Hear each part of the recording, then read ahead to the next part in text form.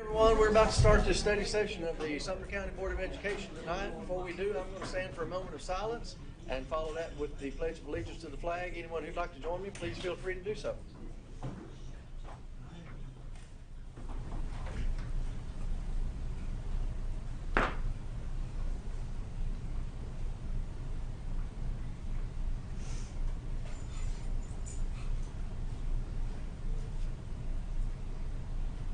Please join me in the pledge.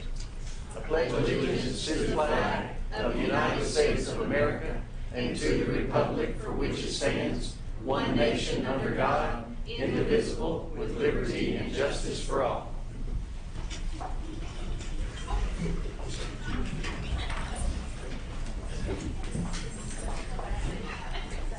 Well, we have a long study session tonight. We've got a presentation that's coming up that's going to be quite lengthy. In light of that, I know when I do my presentations on my auction business and everything, many times questions are answered in the next slide or two. So I would ask that we kindly wait till the end of the presentation because it's going to be so lengthy and so intense. If you would just make notes of your questions, and then Ms. Rott has a time at the end to answer questions, and we'll get to all of them. We'll make sure we take care of all that. With that being said, I want to turn it over to Dr. Langford to introduce the next speaker. First off, Happy New Year's to everyone. It's great to see everybody. Hope everybody had a great holiday break. And I've already started seeing Facebook and social media posts about next week and whether we're getting snow. We know it's going to be really cold. The snow totals have ranged so far between 1/2 inch and 9 inches, so we'll have to wait and see. But we will, just like everything else, try to update everybody with enough time for parents to make plans. Thankfully, we're already closed on Monday, so hopefully that'll minimize the amount of time that we're out of school. And since it's Tennessee, it'll change 35 times between now and Monday. But I want to take just a moment before Mr. Ott takes over and. Back in, gosh, I can't remember, Mr. Ott, exactly when we started talking. September. Yeah. So we had actually had some preliminary conversations before that about wanting to study overall where we were on compensation and get to where we thought we needed to get to do right by our employees, to continue to provide our students the very best teachers and support staff that we can. And Mr. Ott took that and met with a team, and he'll walk through a lot of this early, but I'm really thankful. You can see a number of that team is here tonight. Really thankful and appreciative of the work that they did. They have put in some long hours, and they put together a comprehensive plan that we're going to be able to share with everybody. I'm thankful for the work that they've done. I was talking to somebody this morning, and they said that when their business did a big comprehensive study, and when they got done with it, they never shared it with anybody. So we are going to share ours, and there's going to be some challenges to it. It's not cheap to do right by employees, and but that's what we're going to put our focus and efforts on figuring out how to do. I've got some thoughts at the end, but I want to turn it over to Mr. Ott and let him take charge. Thank you, Dr. Langford. We started meeting on the compensation committee back in September, and we met every week for at least 2 to 2.5 hours on Tuesdays. It was boisterous, it was loud, we had multiple conversations going on at the same time, and once you see the committee that we had assembled for this, it's a great cross section of the number of people that were assembled. So some of which are in this room. So anyway, let's get started. So we'll just talk about Sumner County Schools is the largest employer in Sumner County. And I think the Gap is probably the second largest employer, but we do employ the most people in Sumner County. So how did we get to this point?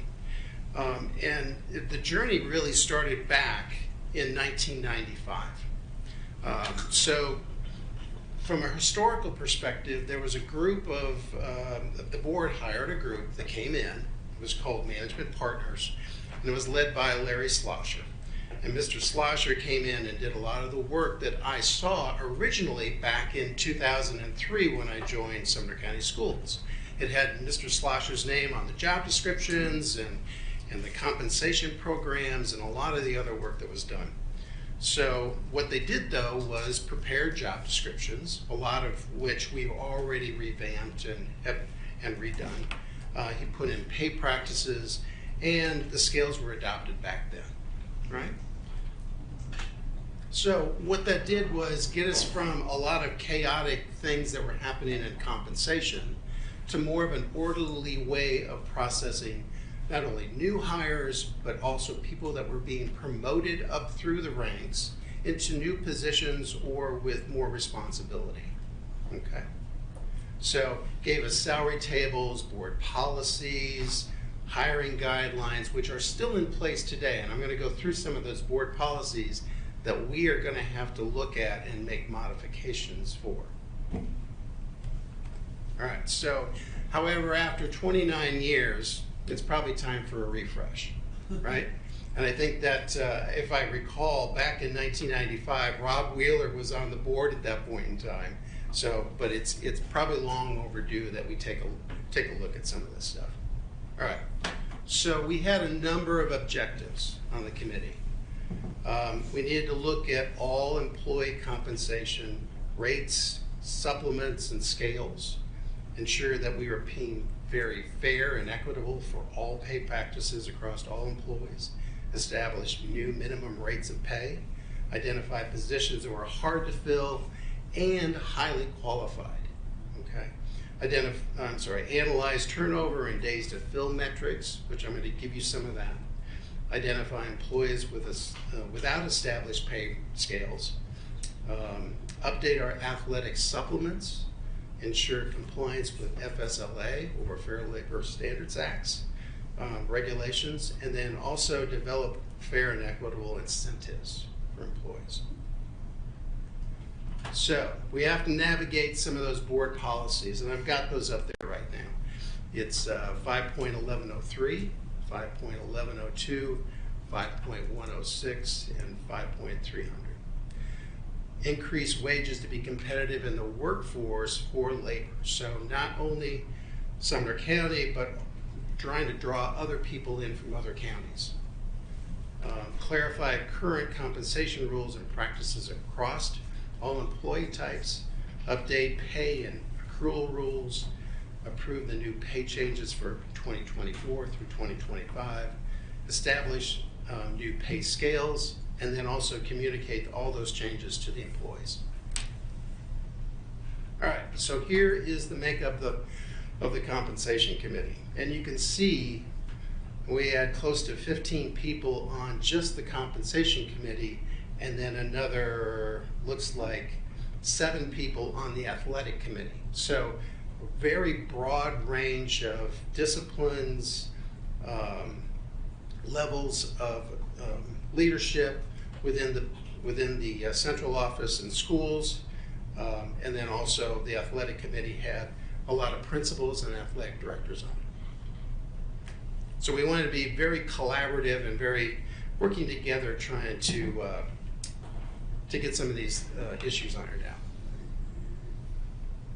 All right, so let's go back a little ways in history, back to 2009, and this next slide is one you probably have already seen through our budget process.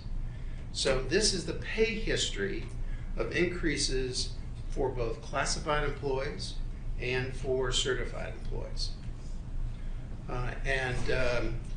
As you can see in red, there's a number of years where classified employees did not receive any pay increases at all. Sometimes they got a step, sometimes they got maybe just an increase to the rate of pay, but not a step, and sometimes they got both. And then on the certified side, you can see where we've added some pretty good size increases along with a scale increase. All right, so from 09 to 03, certified employees received a pay increase every year, and that's required under the law. We'll get into that in just a second. Classified employees got an increase 11 of the 15 years. All right, so let's talk about what's required under current law, because I think that's important. So for certified employees, the Tennessee teacher's salary and raises, 493306A1 says licensed personnel having more training and experience shall receive more than the established base per school year. Right? So every year they get a bump, right? 49306A2 says that we can adopt a salary schedule that previously we had back in 12 or 13, but we also have to designate that you have at least 20 years on that step advancement, and something for higher degrees, which we do have. I'll show you that in just a second. But this is the state's salary schedule, the minimum salary schedule set by the state currently, right? It's at $42,000. We're at $45,600 right now. So we're above the minimum. But you can see here that there's years of service. It doesn't necessarily designate an advanced degree, but right now we're paying certificated teachers for a master's plus, an EDS, and then an EDD or PhD. So, back in May of 16, you probably already know this, but back in May, Governor Lee signed into law that by 2026-27 school year, which is 3 years away, we have to be at $50,000. There are several school systems already paying $50,000 or more. And those are Robertson, right next door, Metro Nashville, right down the street, Franklin Special School System, which is that city school system in Oak Ridge and Alcoa. So what's required under the United States Department of Labor? So under FSLA rules, basically they establish minimum rates of pay, overtime, record keeping, how we employ the youth within our school system, standards of keeping up with records, both federal, state, and local governments. Covered non-exempt employees are entitled to $7.25 an hour, subject to overtime over 40 hours a week. Right? 25 states have already adopted new minimum rates of pay, higher than what the federal government standard is. I saw one like Oregon, and some of these others are $17 an hour. So they just passed those. So overtime pay is paid at a rate of not less than 1.5 times of the $7.25 for anything over 40 hours. Okay. So there are exemption rules. And what the federal government says that if you're an exempt employee, you have to pass certain rules and regulations and guidelines to be that exempt employee. So the federal government assumes everybody is non-exempt, meaning $7.25 or under that 40-hour a week, limit before they go into overtime. But they make them pass certain rules to be exempt employees. In other words, exempt from working more than 40 hours and not being paid any extra or overtime as a result of that. So, but they have to pass certain tests, and that is depending on the position. We have teachers by law are exempt employees, right? So there is only certain positions under federal exemption that are exempt by law, but teachers are one of them. All right, so just because you earn $35,000 a year or more, you can't be classified as an exempt employee. We have lots of people, or not lots of people, but we have some people over in the maintenance department or bus drivers that make more than $35,000, but they're not exempt employees because the work that they do is not of that would pass that exemption test.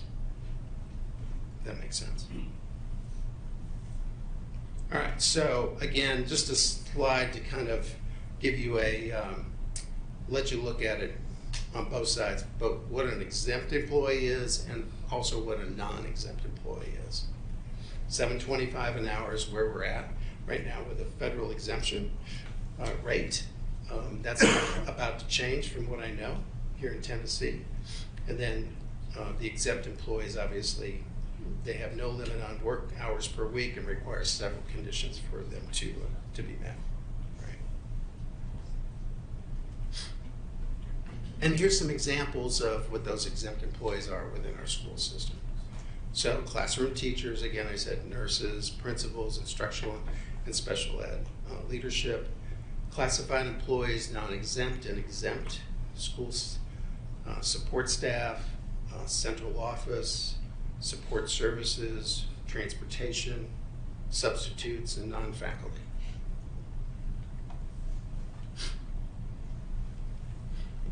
All right.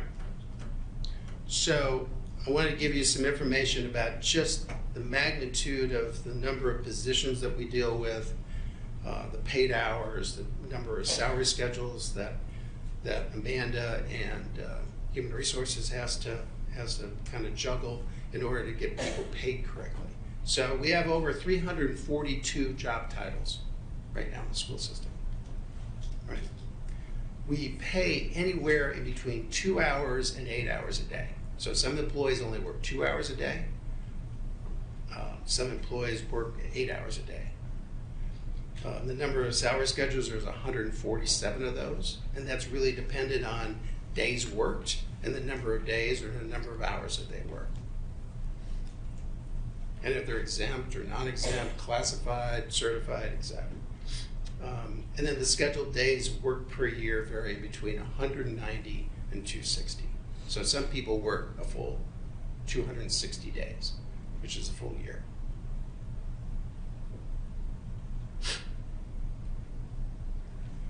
All right, so let's get into some workforce demographics just for a second. So our workforce is broken down into the following. We have 2,545 classified employees and 2,572 certified employees. Now the classified side also has non-faculty, substitutes, support staff at the schools, other classified employees spread throughout the district. Okay, so, but you can see 71% are full-time. The substitutes make up 15%, the part-time is 7%, non-faculty is 6%, and we have very few retirees at this point in time. Household income here in Tennessee for 2022 was at $64,035. And here in Sumner County, and I pulled this right off of the census, by the way, was $81,883. The population and poverty income here in Sumner County, population back in 22 was 203,858. And the poverty level here in Tennessee was 27,214. 27,214. All right, so the certified staff, which basically is classroom teachers, nurses, school psychologists, school and district leadership, number of other positions. 25, like I said before, 2,572 of those employees currently. The average age is 43. The demographic, male to female, is 80-20. And the average yearly salary is $59,540 of all those individuals.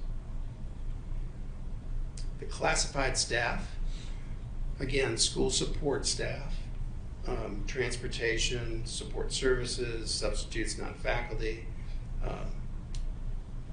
Again, 25-45.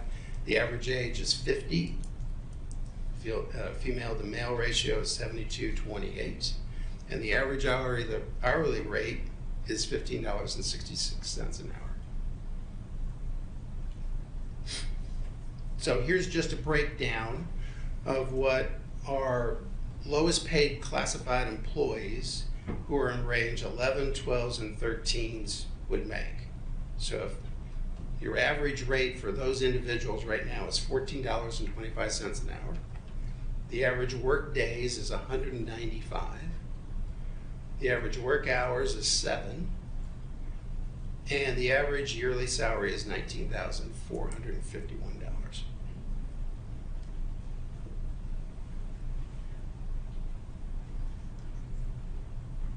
Oops.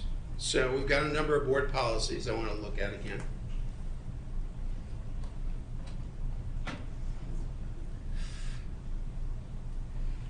So this first board policy, which is we want to look at, is 5.300. And there are a couple of things that are left out. Well, not left out. There's one thing that is left out. So it requires further clarification concerning sick, personal, annual leave. And then the item that's not currently in there is this leave due to violent criminal acts against employees. And that's a recent change in legislative law that needs to be added to this policy. And basically it says that if an employee is involved with a violent act against them by a child, or we're going to have to give them leave and paid leave, right? So we need to add that. This next policy, 106, 5.106, requires clarification on employee fingerprints that are required every 5 years. So, and then also lacks clarity concerning types of federal law or employee types in the federal law governing employee exemption status. We just need to add that language into this policy.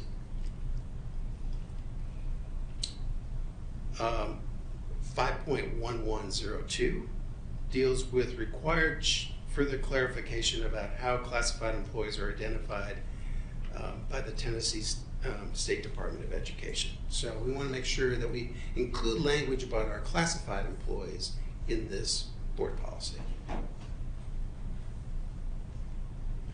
And then lastly, this is probably the one that requires some of the most change, is 5.1103. And 5.1103 really deals with how we are able to hire new employees on the classified side. There's a guidelines embedded within this policy that we need to look at. We're going to look at in just a second. But the new hire pay is determined on a wage scale that restricts previous relevant working experience in advanced education. It doesn't mention anything about the differentiation between non-exempt classified employees and exempted classified employees. And then there's no address of the way that people move in between those two types of jobs either. Now, while I don't want to go into all the language connected with the board policies tonight, that'll be coming in the future. Okay. All right, so current classified employee hiring guidelines. So this is what we're currently operating under, and basically have been operating under since 2019 when we added some of the education into it. But prior to that, it had been embedded in this policy since 1995. So it's been around for a long time. And here it is. So basically it says, and this is on the step, and you see the wage scale here I've got highlighted in red. But if I am a brand new employee and I don't have any previous experience, I'm put on step 0. I can be placed on step 1 if I have 1 to 5 years of experience in an associate's degree. Or on step 2, it's 6 to 10 years of experience in a bachelor's degree. Or on step 3 with 11 or more years, or a master's degree. And finally on step 4, if I have 5 years of experience and I have a degree, either a master's or a bachelor's. I can't be placed any higher. So in other words, I can be placed either at $12 an hour or the maximum is $12.78.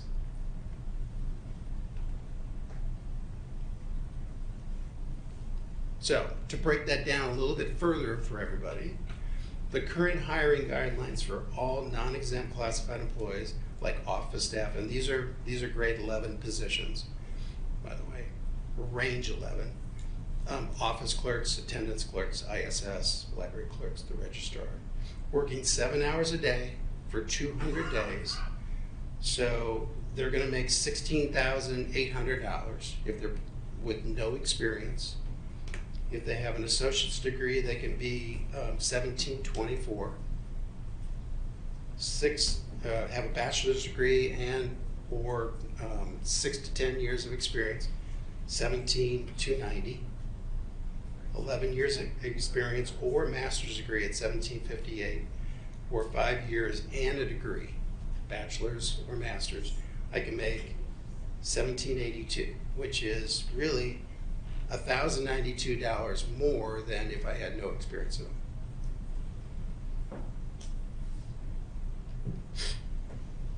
So, since 1995, as I said before, this has been around for a long time. Employees have been limited on starting wages and steps. As an example, if I'm a bus driver, if I have a bus driver that's or HVAC tech or an electrician with 20 years of experience, the best I could offer them was step 3. If they had a degree, then I could give them a step 4. All right, so let's talk about how wage scales work generally. So classified steps on our wage scale, you've all seen our wage scale before, and you're going to see it again here in just a second. But as the board approves a step, right, they advance to the next level. And basically that step, they go from entry level to 1 to 2. If they came in on 4, they go to 5. If they came in on 2, they go to 3. So it's a 1-step advance each year. Okay.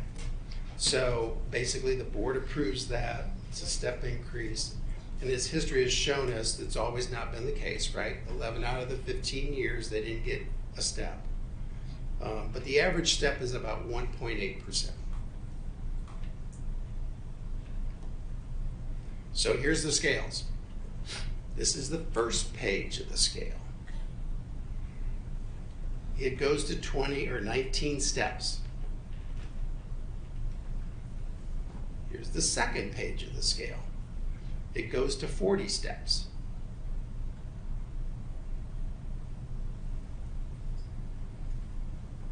Let me give you some history about the steps, because they have crept up.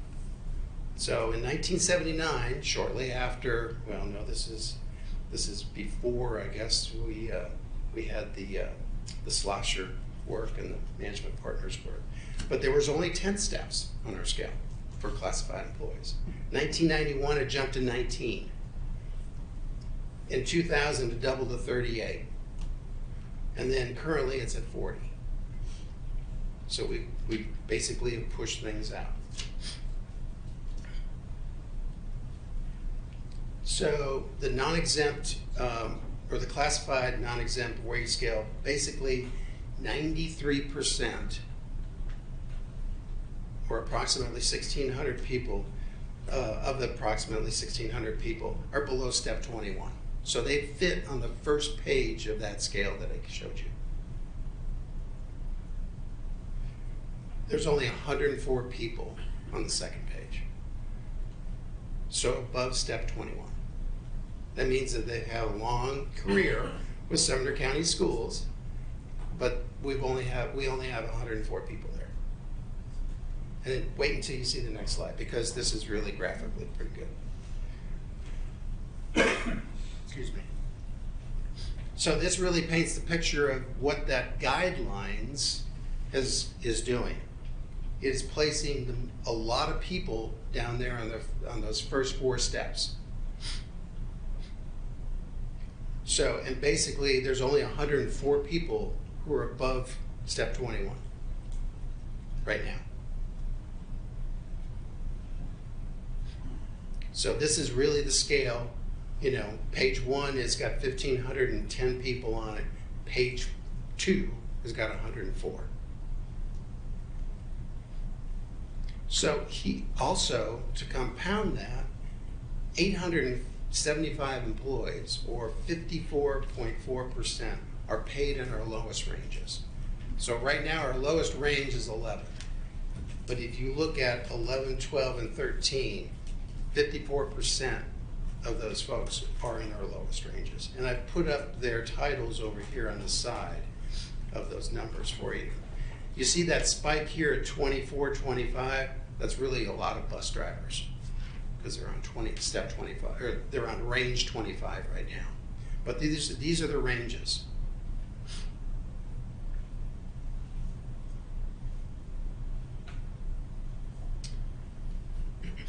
All right, so from the scale perspective, those 875 folks that we have working for us are really restricted to that red rectangle. That's where they're being paid right now. So over half of the non-exempt classified employees right now are paid within that red rectangle.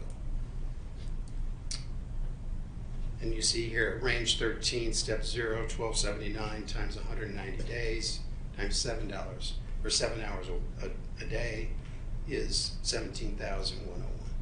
Just an example.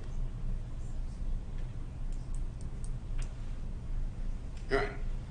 So, again, we've already seen this, but really this is just the other information concerning that. We've already shown.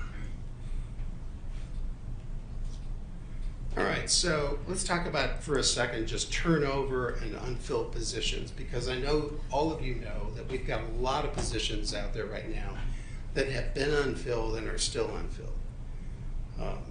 So the impacts are, impacts our workplace culture, employee morale, it's wasted effort and time. I know for a fact that Bob Cotter, when he was at Hendersonville High School, he was acting as the head custodian for a long time because we couldn't find one. So, anyway. Here, this is a 1.5-year snapshot of the highest turnover positions that we have in Seminole County on a classified side. Not counting teachers, this is just classified employees. So we've turned over 150 CDC and severe assistants, 119 custodians, 103 resource assistants, 118 school nutrition staff, 55 SPED pre-K assistants, and 74 regular ed TAs. And this is ranked in order of the number of positions that we turn over. Our turnover rates are really high by industry standards. For all employees in 22, it's 15%. In 23, it's 18%. And then right now, our classified non-exempt employees is 27.33%. So there's a lot of churn going on in our classified ranks.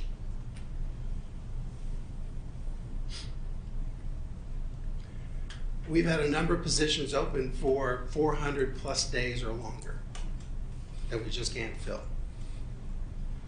And here's just a list of the non-exempt open positions, and you can see here custodian, school nutrition, bus mechanic. I know Mr. Gratzky cannot find a bus mechanic.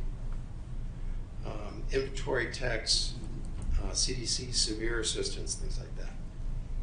And here's some of the jobs that have been open since just January of 23. And you see the number of days they've been open. It's really startling, and it's really causing problems within the schools because we can't staff them. So if we do post a position, the average number of days that it's open is 80, and the number of days to fill is 45. And these are standard HR metrics that we keep on positions in our turnover. So if I post a position today, it might be open for 80 days, and the time to fill those positions is a little bit less. So a current number, I took this morning, we have 62 teaching positions open right now. We have 132 classified positions open right now, which is basically 4% of the workforce.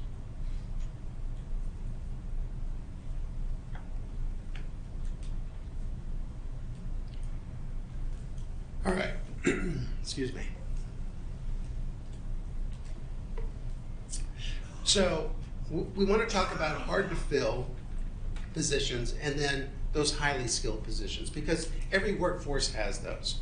We know some positions are very easy to fill because, you know, they are, but some positions are extremely hard to fill for a variety of reasons, right? And we want to hire employees that have skills if necessary so they can come into the job and do the job, you know, without a lot of instruction or minimal guidance. So some positions are harder to fill than others. Some of the openings last for months or years.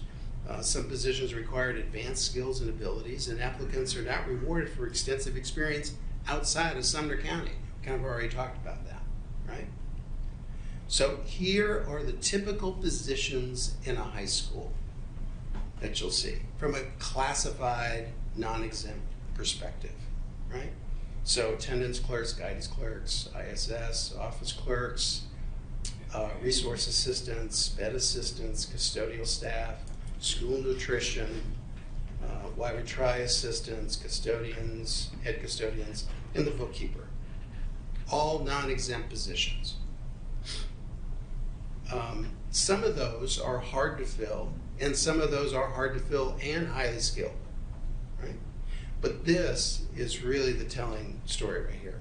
Taco Bell, Kroger, Walmart, and Dollar General all pay more than what we do. They are typically 260-day positions, and in some cases, they're now being paid daily. I couldn't believe it when I saw it, because I was down in Nashville and I saw on somebody's billboard, it said, paid daily. Well, that's a real thing. There's a new third-party administrator now that can come in and pay employees daily. Now, it's not their total pay, but it's a percentage of their total pay, but they can get a check every day. And that's a huge marketing tool to get employees, because if they need gas for, you know, to get to work, right? They can get money put in their checking account every day. So, classified non-exempt employees, identified as hard to fill. And the committee went through the list of all of the positions that we had and identified both hard to fill and highly skilled. And some of these positions you'll see on both pages here, or both screens. So, you've seen a lot of these already. Child care staff, really hard to find. Inventory techs or the mechanic over in the transportation area, extremely hard to find. SLP, resource assistants, school nutrition staff, maintenance technical crafts. I mean, I know that Andy tries to basically bring people in at the lowest and then, you know, move them up through the ranks once they get the skills. So, but it's very hard to find folks. And here are the highly skilled ones. So you've probably seen this, some of these come up before, but behavior support trainer, content editor, foreman. So people with advanced skills to come into these jobs, rather than just bring somebody in green that you have to train. Internal audit, network administrator, PC technician, physical therapist, mechanics again, or transportation shop foreman. Highly skilled positions. We want people to come in with those skills. So how do we fix this issue? We have to change the hiring guidelines, and we're going to propose some guidelines to you. So our current guidelines are in gray. Our proposed guidelines start in that little yellow area in the middle. So instead of limiting their experience, we want to give them one step for every 3 years of experience. No limit. They come in with 30 years of experience, then they would get 1 for 3. We're going to give them a couple of more steps for having advanced degrees. So 2 for an associate's degree, 4 for a bachelor's, and 6 for a master's. That will break that cycle of everybody coming in and bunching up in between 0 and 4. Okay, the positions that we just went over that are highly skilled, obviously those HVAC techs or bus drivers from other counties or PC administrators or technicians, people with advanced skills. The green shaded area is what we want to do. And it's on a graduated scale. So for the first 10 years, they get 10 steps. In between 11 and 20 years, it's 1 for 2. So 1 step for every 2 years. And then after 20 years, it's 1 for 3. So it's a graduated scale. And then they also get the advanced steps 4 degrees. Again, this will help us break that log jam of folks that we have down there in between 0 and 4.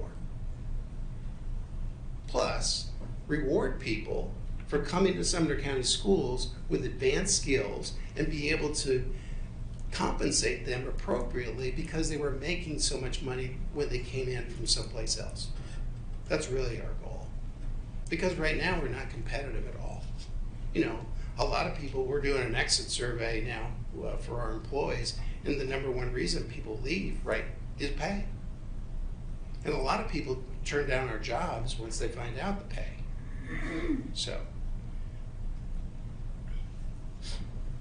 So we have a proposed hiring scale that we're going to show you here in just a second, but we also have our current scale. And so this is modeling what our current scale would do with the new hiring guidelines. So bear in mind, I got a number of different positions here kind of outlined about how they would now be treated on with the new hiring guidelines. So in gray, that top section starts with a resource assistant, child care director, and then school bookkeeper. So the maximum they could be put on with that previous experience and those degrees would be step 4. The proposed hiring guidelines would give them, like the resource assistant would be on step 6. The child care director would be on step 12. And the school bookkeeper would be on step 8. Based on the new hiring guidelines I just showed you. Now, if you're highly qualified, in one of those highly qualified positions, which the compensation committee designated, transportation mechanic, payroll specialist, maintenance technical crafts, such as maybe HVAC, they've got lots of years of experience in this case. The maximum steps you can see are on the old hiring guidelines would be 2 for a maintenance or transportation mechanic. Under the new hiring guidelines, they'd be at 15. A significant increase of where they'd be placed on the scale. Again, they're coming in with all kinds of experience. They're modeling the same experience levels that our current employees have at that step level, or years of experience. Same for the payroll specialist. They'd go from a 4 to an 18, and the maintenance technical crafts would go from a 2 to a 17.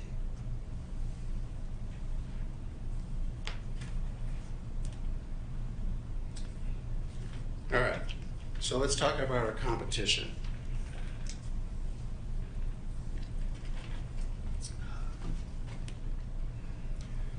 So you're going to see here that we're kind of being shown up by a lot of different businesses around town, around the county, around other counties, and these are just a few that we kind of looked at. But here, you know, Kroger is paying $15.50 to start for a fuel clerk, somebody to sit in that little cubby, whatever that window is, and take your money and give you candy, I guess, or exchange credit card information, at Kroger. Starbucks, $16.50 for a barista. Walmart, working in the deli is $18 an hour to start. Excuse me. We just can't compete with that. ServPro, $19.50. Amazon, $20 an hour. The Gap, $21.50. These are all starting wages. Bus drivers, $22.50. You see mechanics, diesel mechanics down there at the bottom. This is probably one of the reasons why we can't find a diesel mechanic. And we've been looking now for a long time. 2 years. 2 years, yeah. All right, so let's talk about classified pay changes based on that information. We're proposing that we raise the starting wage from $12 an hour to $18. Pretty sizable. But you have to take into consideration that those jobs that you just looked at are generally 260-day jobs. They can get paid daily. And they probably work 7 to 8 hours. Maybe some of them are part-time. But really, we just can't compete with that. So that's why we're proposing such an increase. We have to remain competitive. And right now we're not. So here's how our current wage scale would now look with the recommended increases. So range 11 would be $18 an hour.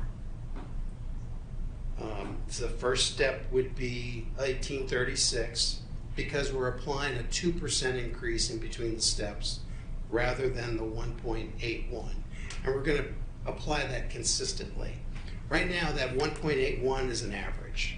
It's all over the place. It bounces from, maybe closer to 1%, maybe above 2%. And that just happens over time with wage scales. So we're going to condense that all down to 2% step all the way across.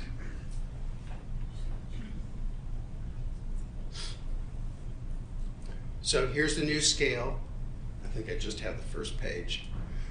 But, this will help, one, distribute the employees, along with the hiring guidelines that we're proposing, help distribute the new employees coming in with experience across the wage scale more evenly than what we currently are.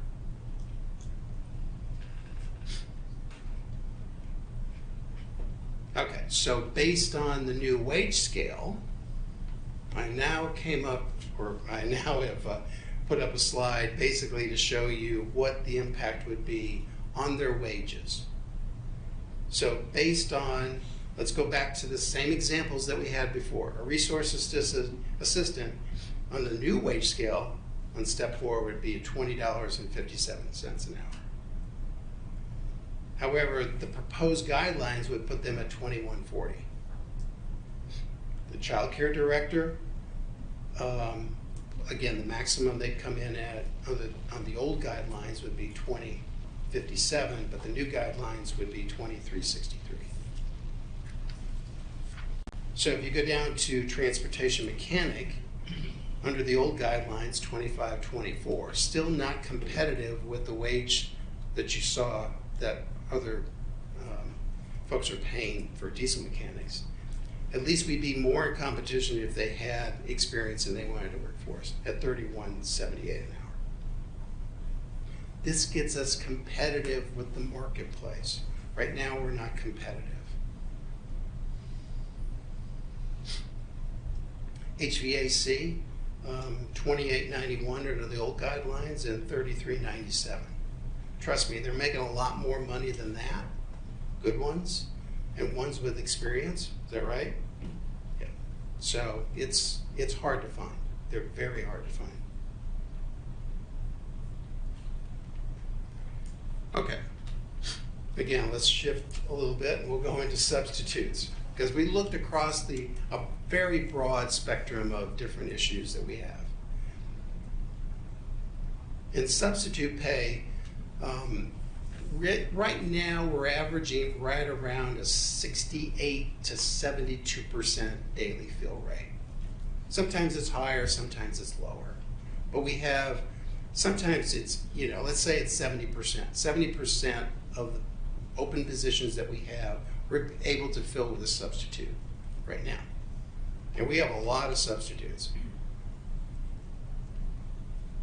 So the current substitute pay is $75 for a substitute in a classified position, $100 for a substitute in a certified position if they have a 2-year college degree or higher. A substitute in a certified position with an active Tennessee license is $125, and a retired certified teacher from Sumner County in a certified position with an active teaching license is $125 also. We'd like to change that to $100, so a $25 increase. $125 for the 2-year degree. An active Tennessee teaching license gets $175 or $50 more. And then the retiree another $50. So $175. Again, these are very competitive with other districts around us. And also, if you look at what we would go to with classified employees' pay rate.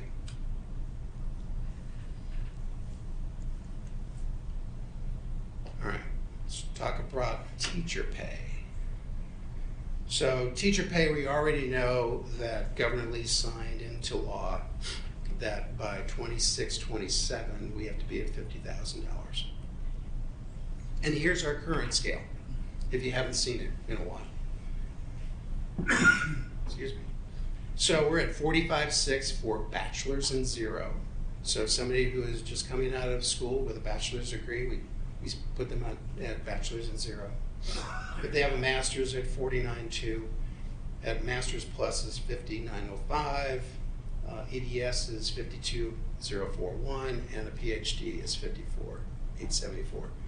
We're in compliance with the state minimum guidelines with this scale. We're paying more than the minimum of $42,000 per the state. Plus we have a graduated scale based on degree. And we have more than 20 years or 20 steps. So we're in full compliance. So again, this is just that slide that you've seen before concerning the new law that was passed on May 16th, saying that $50,000 is the minimum that's set. Several schools are already paying more than that.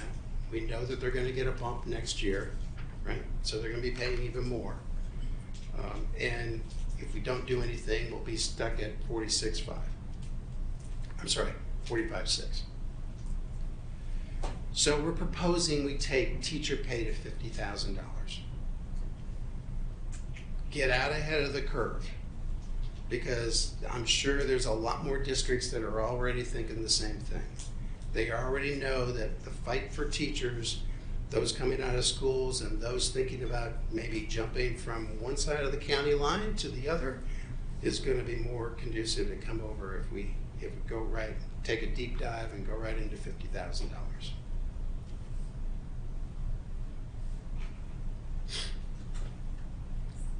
We want to differentiate the pay for RT Fisher teachers and also SPED behavior teachers for next year. These are extremely hard to find. We have a number of vacancies still at RT Fisher. And I know that after talking to Ms. Norma Dam about her SPED teacher shortages, I think the last time she told me she had 23 vacancies right now that she can't fill. I don't think she's had an applicant in one of them since, what, early November?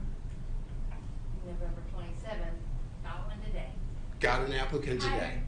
Higher, okay, down to 22. It's extremely hard to find these teachers. So we're proposing we differentiate their pay and take them to $60,000. We are going to take teachers from other counties with this rate of pay. Again, this is bachelor's in zero. If they come in with experience, they'll be making more than that. But that's what we need to draw people in. Seriously, I mean, it's very competitive. And people will drive down the road to Wilson County or Metro for, just to make more money. All right. I keep shifting gears on you. So we're going to shift gears one more time. Again, we were we took a very holistic approach at compensation, and we wanted to make sure that if we were going to do this analysis and this work, that we were very comprehensive in our study and making sure that we turned over all the rocks. So let's talk about athletic supplements just for a second. They have not substantially changed since 1967. Now, we've made a few changes, but nothing, maybe here, a line there. We've increased, coaching supplements, maybe football, or we've added a few. We certainly, probably didn't have cheerleading back in 1967. So we've added that supplement on here, where it's already been on here. But, since 67, we've made some minor changes. They're still tied to the teacher's salary scale. So in other words, it's rewarding teachers with a long career with Sumner County Schools more money if they're a coach than somebody who is at bachelor's in zero. Right? There's no additional compensation for postseason efforts. In other words, if you make it to the state playoffs, you don't get anything extra. We basically give you a lump sum and say, take and run with it. And that's head coaches, assistant coaches, everybody. So no extra money for getting to state or other competitions. Changes are necessary to remain competitive with surrounding counties. I know I've seen these supplements that other counties are paying, and they're approaching 20, 25, 22% based on teacher salary scale. And then we need to update due to new TSSAA sports that have been added, such as I think lacrosse just got added, and I'm not sure about flag football, but I think that's coming. It's coming. Yeah. All right, so here is a list of our current supplements, and in blue you'll see our recommended changes. So for instance, head basketball coach is going from 10% to 18%. Again, to be more competitive with drawing coaches into these roles. Right? Football the same way, 10 to 18. Band director from 10 to 15. You can see the long list here. We've added lacrosse. We've added some of these others like lacrosse, maybe on the second page. Cheerleading assistants, we've added some there. Dance team, flag football, we went ahead and added it. So we're trying to get out ahead of the curve on that. Here's the second page. So we've looks like we've added volleyball, head coach for middle grades, along with basketball assistant coaches there. We've made increases virtually in every one of these positions. We've also added more assistants, and that's what that blue line is under the assistant coaches per football. So there's been one additional assistant coach added there under those guidelines. Sorry for the small print, but I wanted to squeeze it all on 2 slides.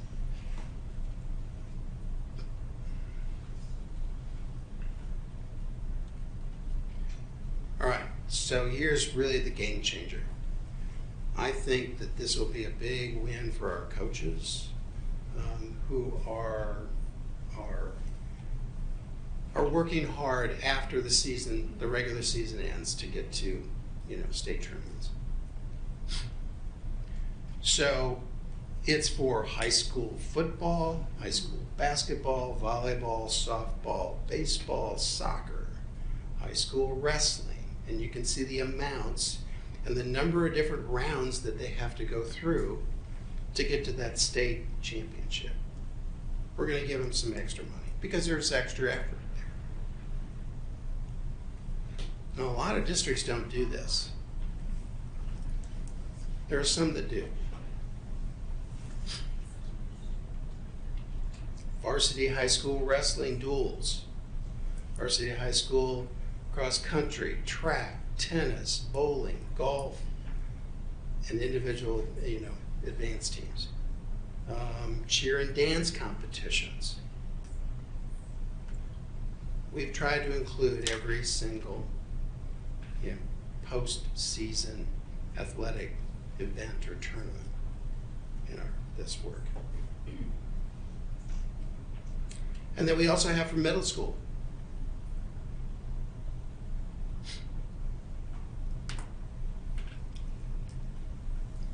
All right. I think lastly, we have academic and non-academic supplements. Not a lot of change here. I think it's the mix of the number of supplements that middle schools and high schools and elementary schools get more than anything. The dollar amount is not changing. The quantity is changing. Okay. Now, an academic supplement could be for, well, whatever the principal designates is needed for a supplement. Could be a department head or department chair head. In this case, down here, they give you some examples like annual sponsor, newspaper sponsor, school government sponsor, Beta Club, Honor Society, school service sponsors. Those are for the non-academic supplements.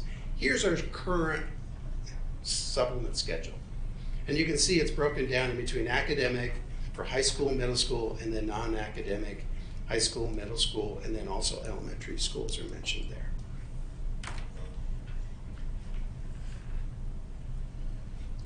I think to make it less confusing, we came up with a different schedule.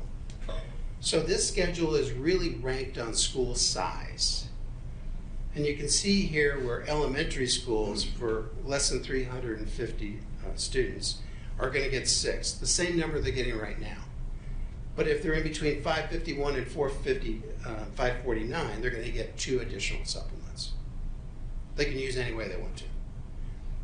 If they're over 550, they're going to get 10. Currently, they get 6. Now they're going to get 10.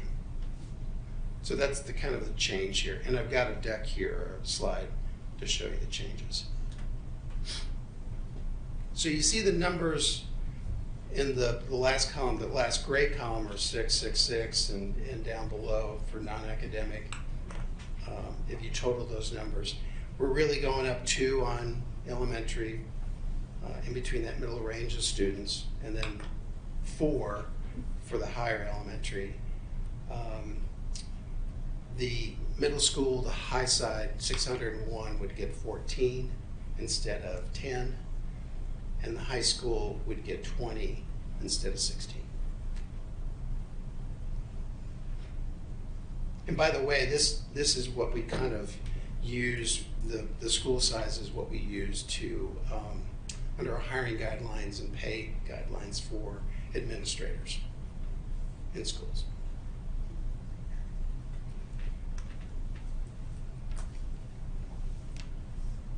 Okay. Oh, I'm sorry. I forgot accrual changes. So we also looked at accruals, and we saw in the, not only in board policy, but also in our handbooks, there was a gap, and we needed to eliminate that gap moving forward because, excuse me, there's a lot of questions concerning, well, what happens in between this year and this year, because I don't know if I should be earning this amount or my previous amount. So we just need to clean up the language. So you can see here this gray area, trying to be consistent here. This is what our current policy is. So you get 1.5 days for 5 years or less. You get 1.75 days for 5 to 10 years. But then it skips that year in between for 2 days, and that gap appears in between 10 and 11. So what happens in between 10 and 11? We just needed to clear that up. So we cleared that up over in the yellow area. We went 1.75 for 5 to 10 years, and then 2 days for 10 to 20 years. We reduced it down from 25 down to 20. And then 2.25 for 20 years or more. We eliminated that gap that was there previously. Now, if you work 230 days or more, you're going to get annual leave. So that's school administrators, some central office personnel, they get vacation. Teachers, this doesn't apply to because they only work 200 days. Now, they get an extensive break over Christmas and other holiday periods that the board has approved, right? So, but not annual leave. Okay, so to recap, we've got a change for classified employees to $18 an hour. We got teachers, regular ed teachers to $50,000, special ed and RT Fisher teachers to $60,000. Substitutes, we've got some changes there. Athletic and regular and postseason supplements, we're making changes. And then lastly, the academic and non-academic supplements.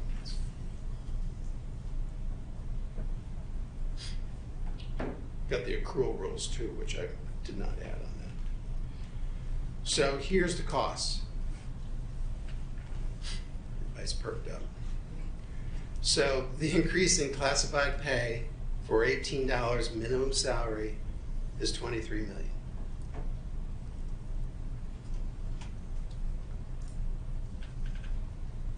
The teacher pay increase to $50,000 this coming year would be $15 million.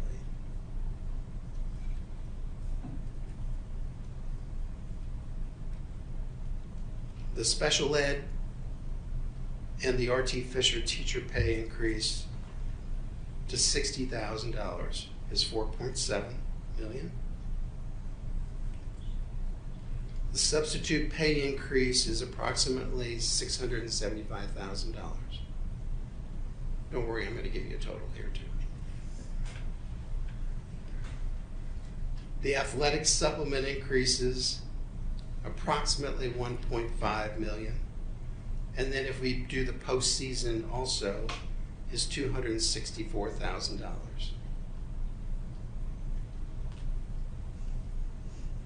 The non-academic and academic increases is $45,000.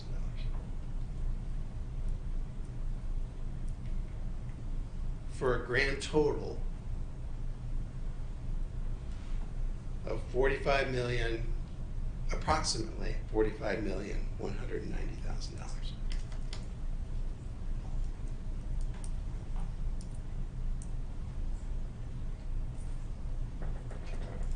I like that picture, by the way.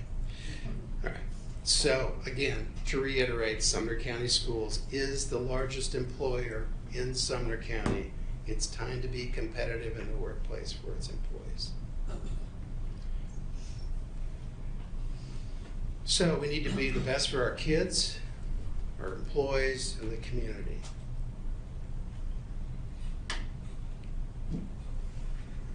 What are your questions of understanding? Ms. Andrews? You move your cup and keep your light there. Thank you. Sorry. Okay. Thank you. This is a lot.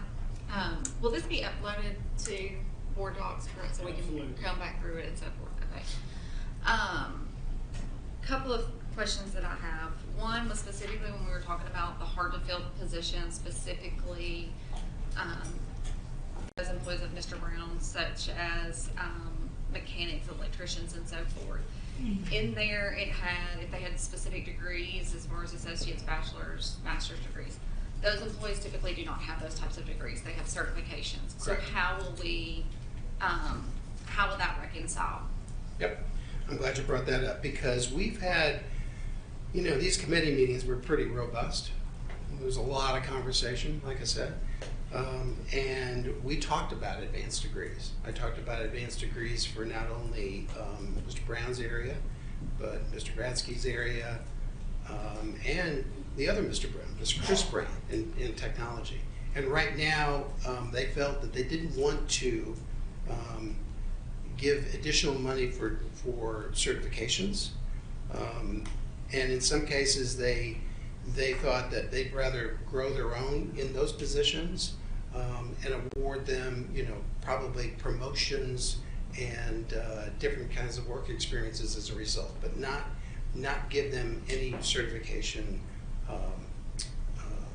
steps. So if someone comes in, say, for instance, that is an electrician Yep. that has gone and maybe been an apprentice to Sure. somebody and they've just learned and so forth, and so they understand the work and know it, versus someone who has gone to trade school Right. and is a journeyman wireman, Right. there will not be a difference associated between those two. They would have a different range. So the ranges would be different, because Andy Brown has set up a kind of a journeyman all the way up through the top of the ranks, sort of a movement. So those people that came in maybe just as an apprentice, they'd be slotted here on this range, or the ranges work this way, but they'd be slotted here at this range, and then if they moved on up, obviously be promoted to a different range. So, and given, So those we look more for a range than we do necessarily step, and then the step would be associated with the number of years in which they've worked. that is correct. Okay. Yeah. And right now, if you move from one range to the next, let's say you're at range 12 or 15, and you have 10 years of steps, you keep the same number of steps if you move up to range 20. Okay.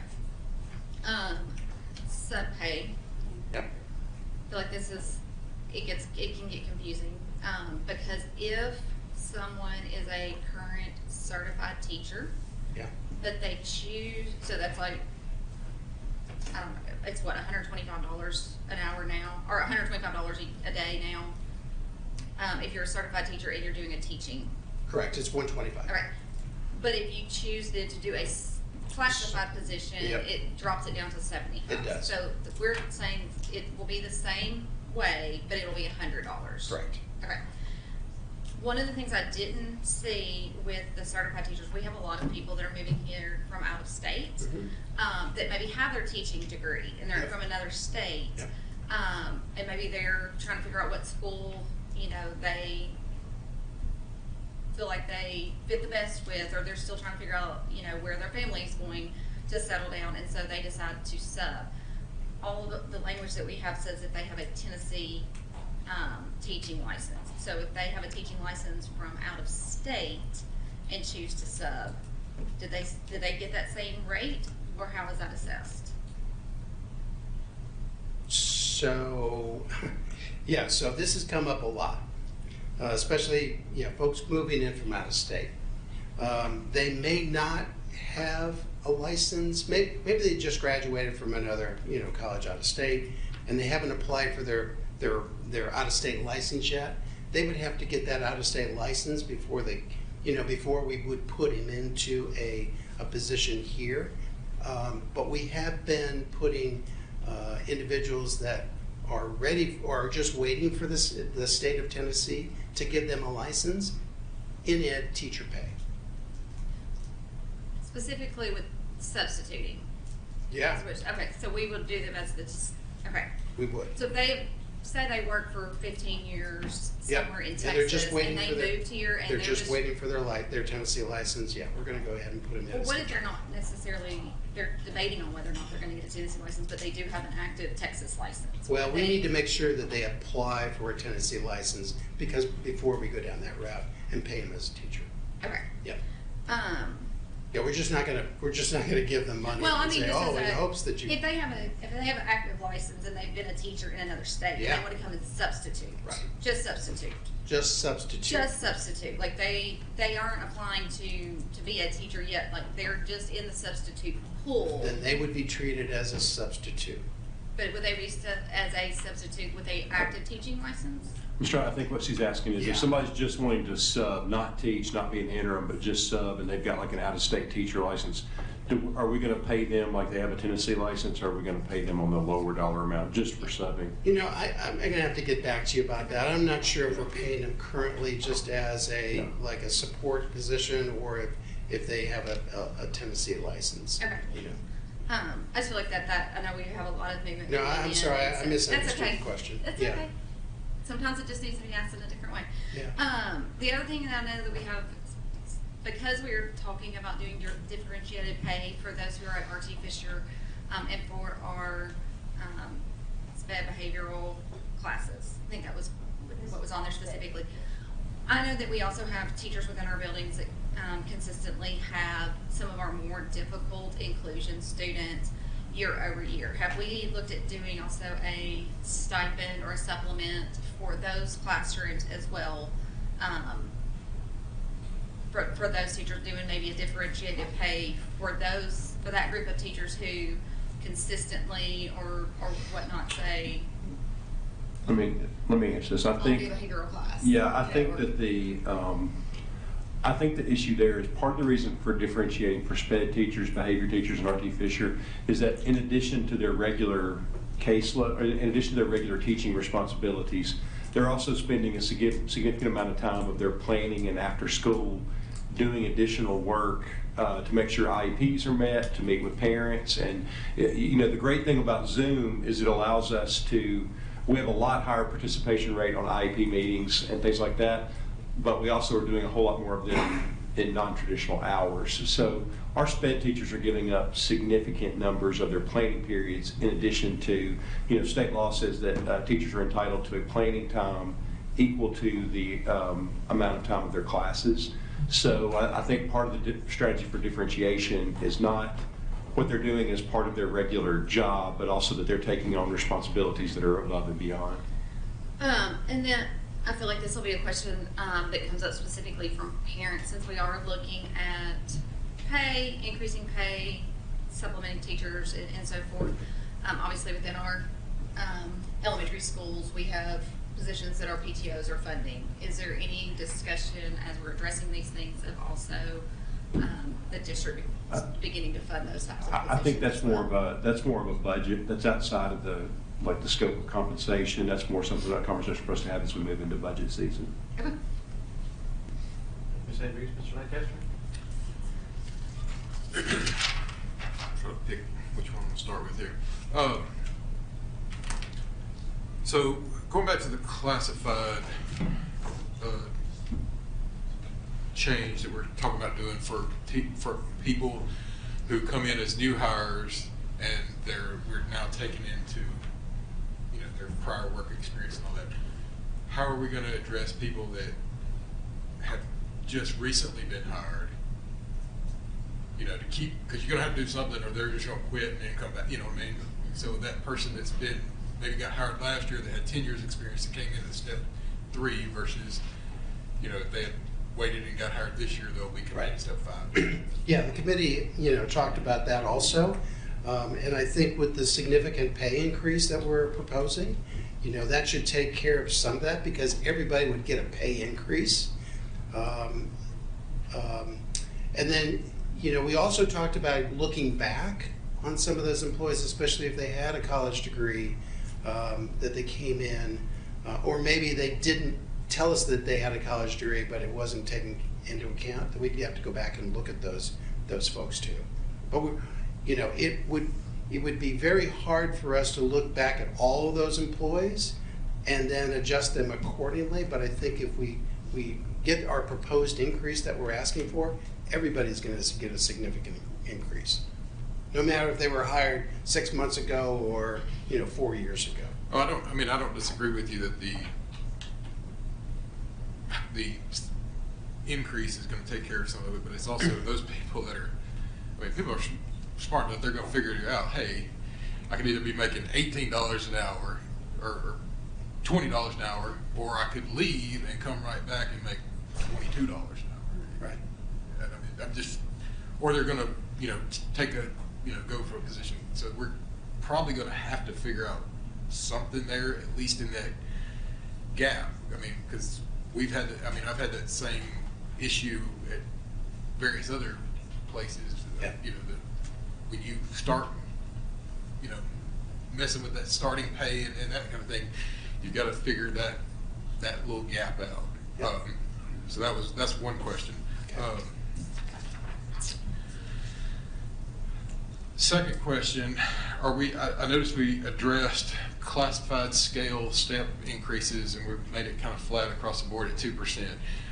Are we looking at anything with the certified step increases to make those, are they going to be a flat 2%? Are they?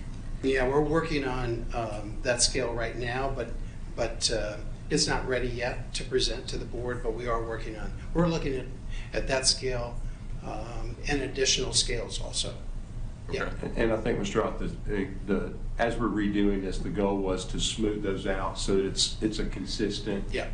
So it's not 1.43 one year and 2.31 the next. It's consistent year to year. Yeah, those scales are all over the place too. Okay. I still got a couple more on my initial round. SPED assistants. So SPED teachers, we're basically doing a 20% differential or increase between a certified teacher and a certified SPED teacher. Correct. SPED assistants, every year we kind of throw them an extra bone. We get it on a higher range. Are we looking at just kind of getting rid of that and bumping that on up? Yeah. So depending on where this goes, we also have in our bag of tricks, I guess, is looking at ranges, and we would probably look at additional range changes for certain positions, not only that are hard to fill, but also, highly skilled, because we probably would have to make some range changes also. At this point in time, we don't have that. We'll talk about that at the budget time. Okay. But yeah, we did look at that and we did consider that information, but I think this is probably more than enough to digest right now. The other question, where does, in that whole non-athletic athletic supplement thing, can you flip back to that real quick? There's a few that didn't make any sense, or maybe I think I saw speech teacher or speech coach was on the athletic. Yeah, side. And I didn't know. I'm not taking away anything from a speech coach, No. but I'm also wondering, like our robotics coaches, are they? Yeah. Where do they fall in that? Well, we didn't want to create a separate slide just for non-academic, supplements for individuals. So that's why it's on the current one, and since I had the current numbers here, I just went ahead and updated them for next time. And I'm trying, again, this is very small print, but was it on the first page or second page? It was that page, the next one that you just flipped back. Yeah, there was high school speech. I saw that one on there. That's why it stuck out. I know, and that was on the. We thought about taking it off, honestly. Okay. And putting it on a separate page or but we left it on here for right now. Well, again, I'm not proposing that we do anything against high school speech teachers. I mean, but my question comes back to, like, are those coaches like the robotics coach? They're making, from what I understand, they're just getting the $400. Is that correct? Probably. So a high school speech teacher is making 5% of 50, right? Is that 5% of their salary? Correct. Okay, 3%. So they're making $1,500 to $2,000 Right. to be the speech teacher. The high school robotics teacher is making $400. There's some from a district standpoint, that just does not seem like a. I'll tell you that speech coaches are gone almost every weekend all year. Right, and It's a again, I'm not year-round, saying but- that the speech person No, is I getting paid agree. too much. I'm saying let that us- there's some of those Let us non-academic. let us go back to the committee and look at some of that, because I agree with you. I think that's one we could easily hit as robotics has taken off, and we've hit that with supplemental stipends from ESSER over the last couple of years. That's something that we can go ahead and look. I think the other thing that I saw was we have band and chorus on there and We not theater. Yeah. And so we need to catch theater as well. Again, I am not proposing cutting the speech. I'm Let me- not let me targeting state- speech. Let me I'm state for the targeting- record, in no way did Mr. Lancaster suggest that. feel like Cut I'm high school speech. They're really probably good in an at influx debating. of speech teacher hate right now, but that's not what I was intending to do. And that same thing kind of goes back to that elementary, what is it called? Teacher leader supplement. So I know that we have. We have teacher leaders. So I know that we have, when a teacher leader becomes a lead educator, sometimes in that first year, that lead educator actually makes less money than they did as a teacher leader Okay, with let that me- supplement. Let me jump on this though, because this is a bone of contention that I have on this argument. Is the difference is that a teacher leader is teaching students all day and then taking extra responsibilities on in addition to that. A lead educator does not have classroom responsibilities to their job, so there is a little bit of time where the money's not the same, but that's because a teacher leader is someone that's in the building with kids all day, every day, and then the work that they're doing is taking place of their planning period, or it's taking place after school. So that's the diff. We're a lead educator who are invaluable to our school system. They're fantastic instructional coaches, but we are primarily paying them to coach instruction, and they're not carrying classroom responsibilities along with that. And then they have extended hours also to do things beyond that. I guess my only question there is, what is the motivation for somebody to, you know, if the way I look at things is, hey, I'm going to get a next step in my career progression, Mm-hmm. and if your promotion comes with a pay cut of any kind, Right. that just. Right. Well, I mean, it happens. I mean, I can remember when I made the jump from I was a high school English teacher. I coached. I was head freshman football coach, assistant varsity football coach, head wrestling coach. I coached football for $1,635. Not that I'm salty about that, but you know, when I went to being assistant principal, I was expecting this huge pay increase, and at the time when you took out my coaching supplements and everything, it was it moved me up professionally for what I wanted to do because I wanted to be a principal, but it was not as big of a pay jump as I had thought. But I do think, and Frankie can probably help here, lead educators get more extended contract hours than teacher leaders. They get 75 hours where they can work in addition to their daily responsibilities that they get compensated for. Okay. Like I said, I just wonder, Yeah. while we were talking about non-academic supplements, And that's something that we can look at in the budget process as well. well, and I guess my other, you know, if we're increasing our non-academic, which I guess we're not, we're only doing is it $400, or they're getting $6? They're just getting a different mix of supplements per school. Okay. Larger schools are getting more. Yeah, larger schools get more. Okay. Ms. Lancaster, Mr. Daniels. Yeah, just a couple of questions, kind of piggybacking on what Mr. Lancaster was asking about the supplements. I know we've got the postseason supplements for our athletic programs, but we also have a lot of non-athletic programs where there's state and national level competitions, whether it's speech, DECA, band, robotics programs, FFA.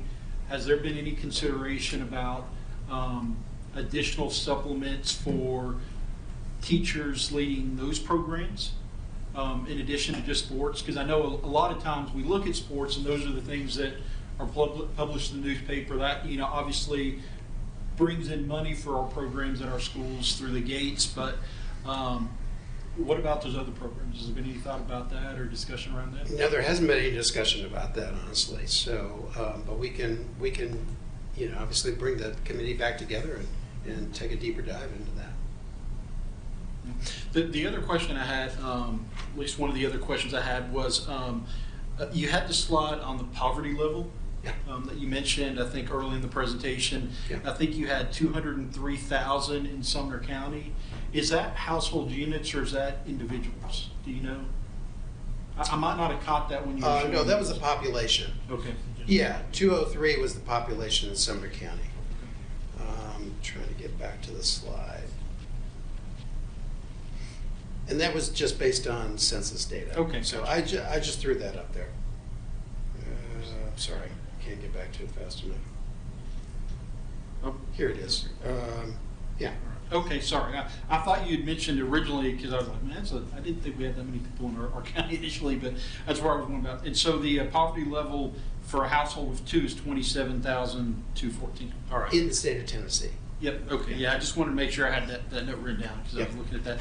The other question I had was, you know, I know the state's moving from 42,000 as a minimum to 50,000, and we're proposing to move more quickly than what the state's recommending. And this may be a question more for Dr. Langford. You know, do you anticipate the state providing additional funding? Because, you know, when you look at the total number, you know, 45,190.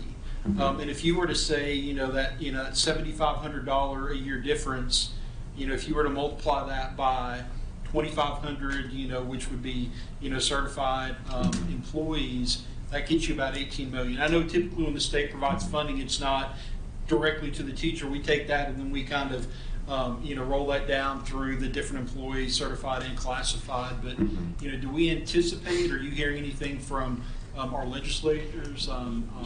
So there's a couple parts to that. First is, I think one of the hardest parts, if you ask Ms. Brown, the hardest part we have right now is we have one data point on TISA.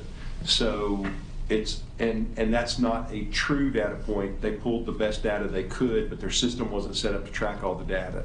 So we know that we'll get more money from the state next year on TISA, because, you know, the thing is, it's not the same BEP formula that we were used to for years, where we would get money. They would fund basically, I think, 40 to 60% of not all classroom teachers, but a percentage of them. So it was a crazy, complicated formula. And then usually, because we were so far ahead of the state minimum, we could use that money however the board determined. Usually, you know, obviously, you know, usually it was eaten up in employee raises, but we would also oftentimes catch across the board, not just certified raises, but classified raises as well. So we've got a different funding formula.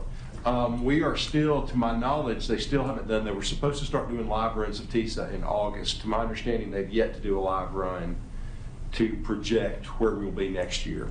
Because the good thing about TISA, it's based on students and classifying and coding students, so you can, once we figure it out, we'll be able to better pinpoint where we are. We're just not there yet to know exactly where. We do anticipate more money. So that's just on the funding formula. When I've talked to our legislative delegation, they've assured me that there's going to be more, they're going to do everything in their power to get more put in beyond TISA, specifically for pay raises, because, you know, the initial money that was put into TISA was to get us to 45,000. Then last year the governor added to that, pushing teacher pay to 50,000 with the promise that they would put more in future budgets to help us get there. From what I've gathered, because almost everybody, you know, Robertson has already gone to 50, and Craig, we anticipate they're going to 51 next year. So, you know, this is going to be an ongoing push up in suburban ring counties of Nashville, because we're all competing for teachers. So I do expect that the legislature will provide more money. I don't know exactly what that number will be yet. Our thoughts on pushing our compensation plan out early is, you know, it's a little bit like what I said earlier. A lot of times organizations do compensation studies and then they never publish the results because it's going to cost too much money. Personally, every big goal that we've set in Sumner County, it's because we cast a big vision and then we went out and worked hard to get there. This is a guiding principle for us as we're beginning to have our budget conversations. I think it also allows us to communicate with our funding partners. Let's come alongside and work together. You know, I plan on, you know, what I hope we can do with this compensation plan is pass a resolution that we can share with our state legislative delegation and with our county commission to say, this is what we're looking at. For us to pay, you know, like, I don't think what we're doing is a moonshot. Really, what we're saying is we want to pay our classified employees in line with Taco Bell and Chick-fil-A.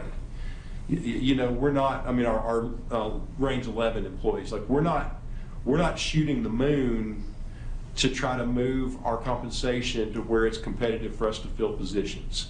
But I do think that we've got to call for help from our funding partners. I think primarily, obviously, we're looking at the state, but the county commission this year has to do tax, you know, they have to set the tax rate.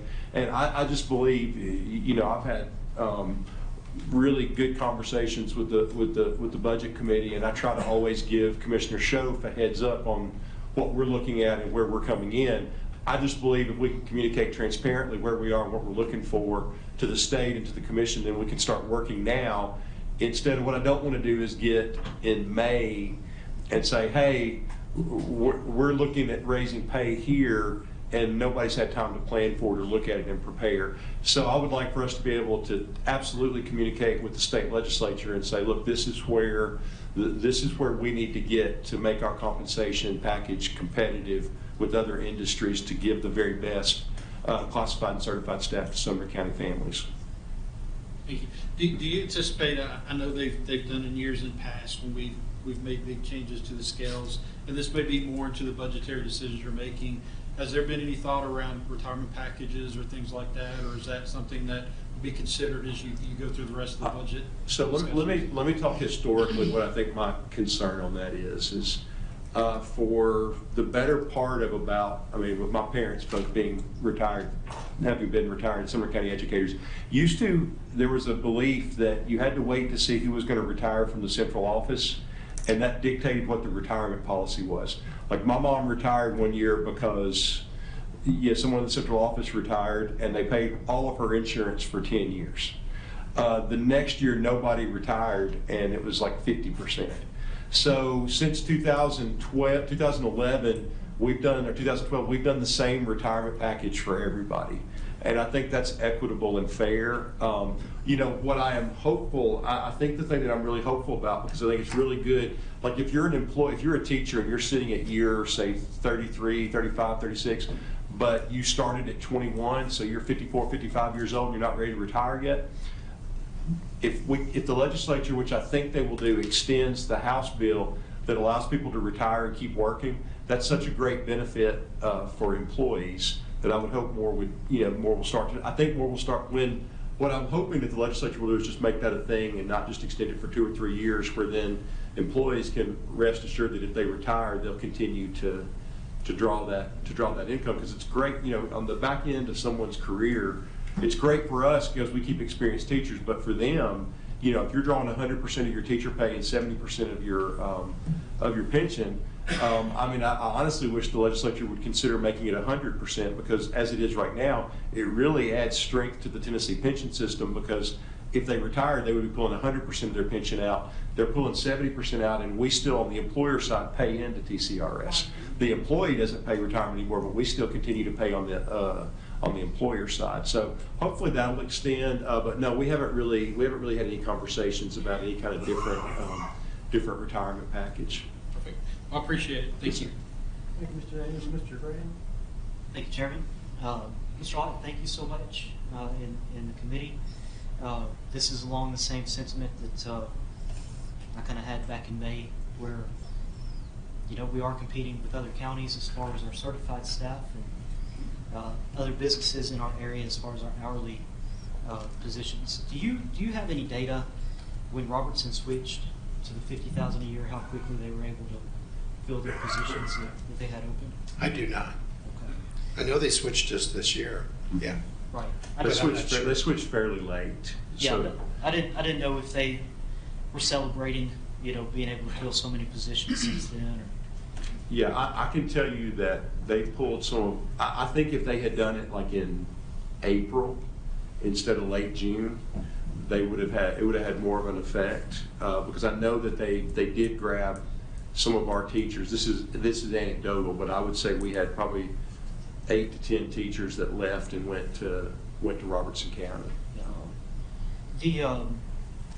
So the $15 million extra for teachers, Is that just teachers, or is that all certified employees in Sumner County Schools? I believe that we did all certified employees, 15 million. Do we know the difference between Just teachers? teachers and I do not. leadership level I staff? don't think we looked at that yet. Yep. Can we look at that? Would that be an Sure. easy number to figure out? We should be able to look at that. Okay, and then on the athletic supplements, the 1.5 million, is that 1.5 million if the salary increases take effect and then also compounded by the new percentage increase? No. So that would be based on current salaries. Current salaries. So it would be much more if we pass a salary increase. And the guidelines? Yes. Yes. Thank you. Ms. Andrews. But let me just state about the guidelines and what we're looking at. I mean, obviously, it's going to impact new hires and coming in those highly skilled positions, but there's not that many positions or not that many employees or vacancies in those positions that would have a significant impact. Right. And I think, just to clarify, the hiring guidelines wouldn't affect coaching supplements. That would just be, so whatever, if it goes from 5 to 8% or 8 to 10, that would be the difference of, say, $4,600. So you're talking an extra $400 or $500 per person, probably, difference in. Ms. Andrews. Yeah, back to athletic stipends. It is on what, so like if you have two coaches that coach the same sport and one does not have an advanced degree and one has a master's degree, they are going to, but they, same years, they are going to have different in supplement. Yes. That's correct. So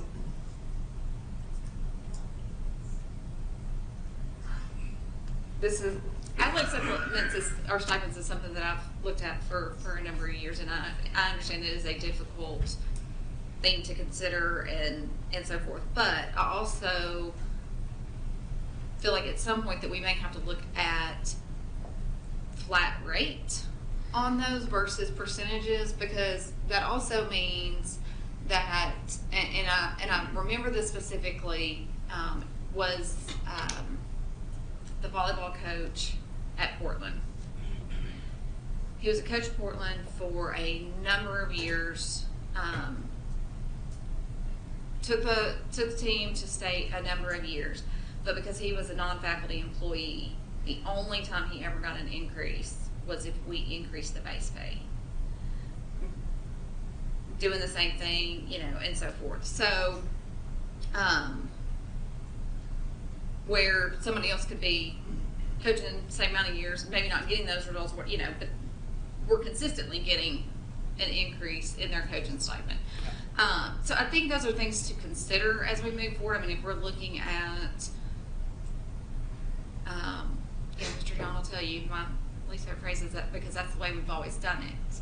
And I know this is a lot of change at once, so it makes it even more difficult maybe to consider. And so maybe this is, maybe that would be a couple of years down the road to even to come back to circle around to. But I do think that possibly at some point we need to look at maybe more of, hey, this is what, if it may be like specifically for football, it's dependent upon what class you are. If you're 3A, you're getting this amount of dollars because your team is this size or something. I think the difference there is, I think we've caught that because if you're a 6A coach, 6A football, you have more assistants.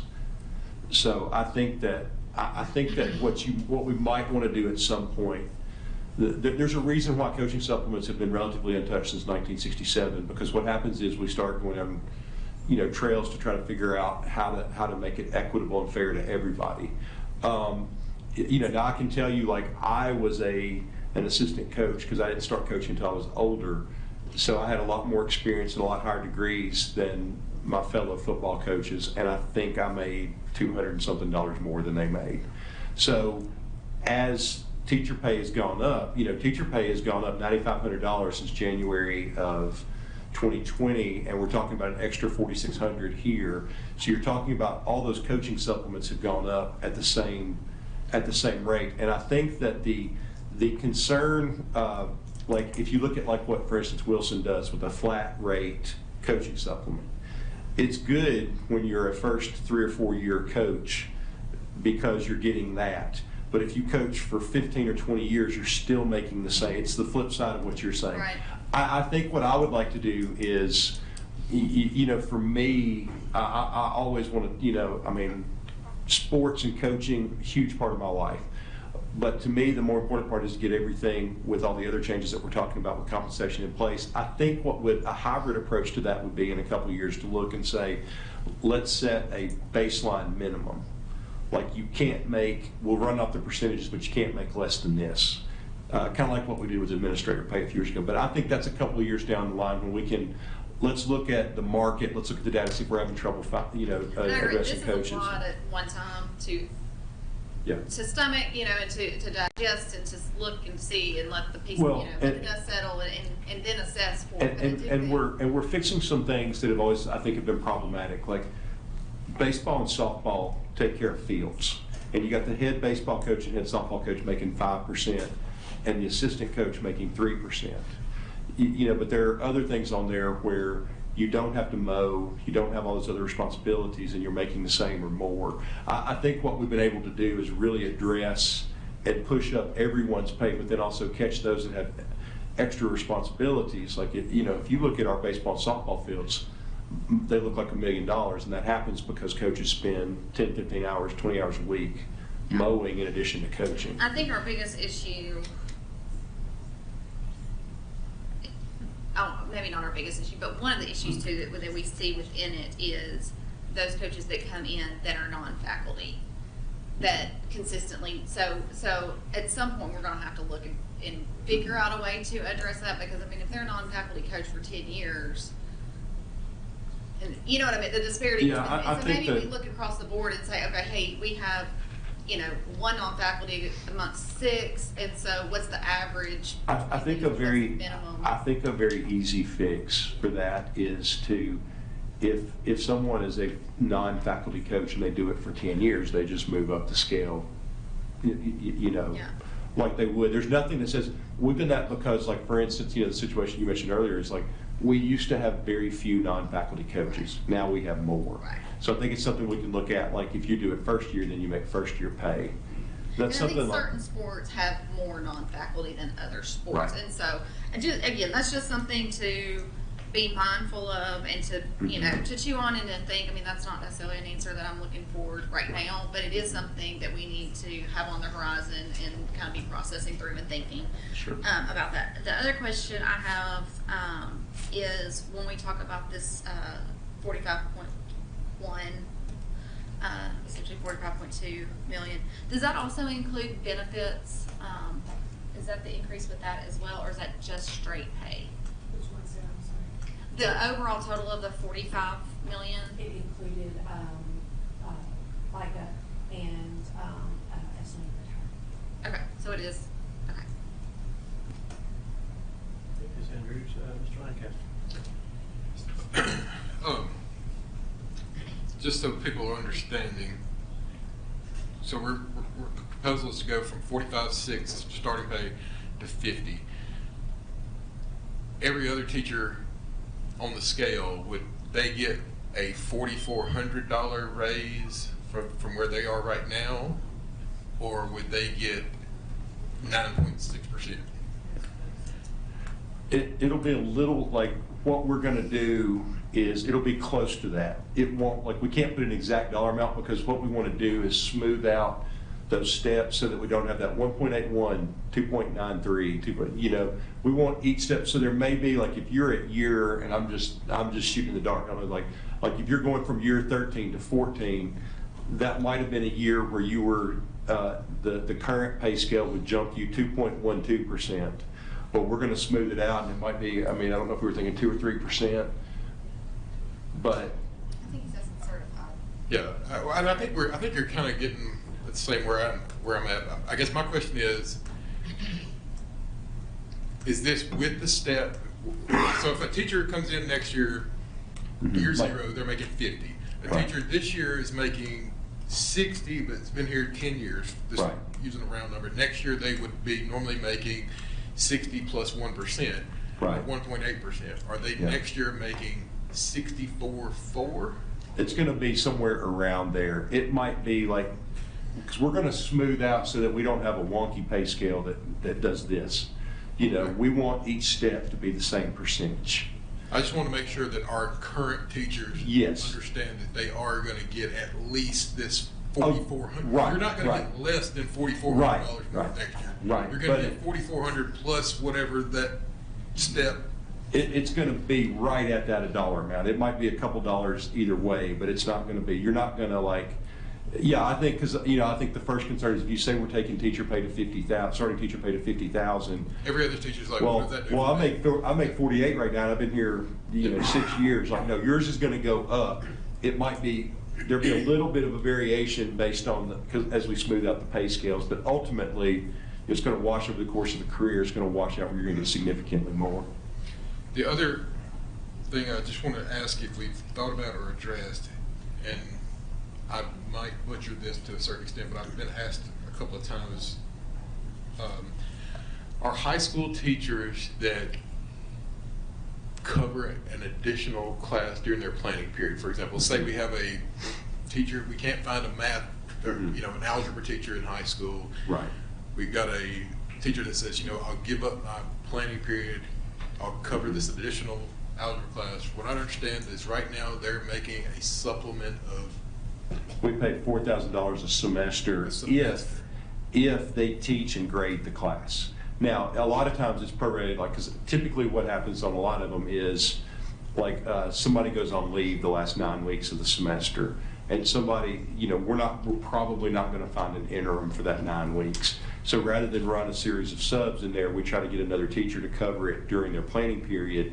So if it's 9 weeks, they would make $2,000. Like, we try to prorate it over the amount of the semester that they cover. Now, we have some that cover the whole semester, so that's $4,000 for the semester. We've done it some in middle school. Middle school, because of the way the middle school schedule is, some middle school teachers have a 45-minute plan, some have a 90, based on whether they teach English, math, and one of the other subjects. And some of the 90-minute teachers only have, you know, ELA math also only have, because they're picking up an RTI or something like that. Typically, like if a middle school teacher covers a 90-minute block, like if they cover an English or math 90-minute block, in middle school, we pay them the same $4,000 stipend. If they're covering a 45-minute, then we do $2,000. We're limited in elementary legally because we can only, if you're working in your workday, we can pay high school teachers and middle school teachers to cover a class, not just to cover a class, but to teach a class, grade the papers, plan, do everything, because they have a planning that's that length. You know, we can't pay people twice for the same work. The problem that we run into in elementary is elementary plannings are usually 25 to 30 minutes.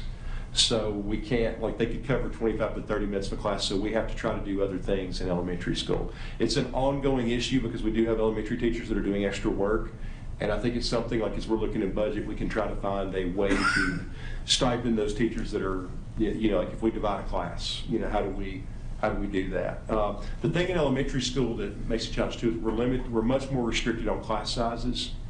So, you know, we're still not able to go above those maximum class sizes even if we divide up a class.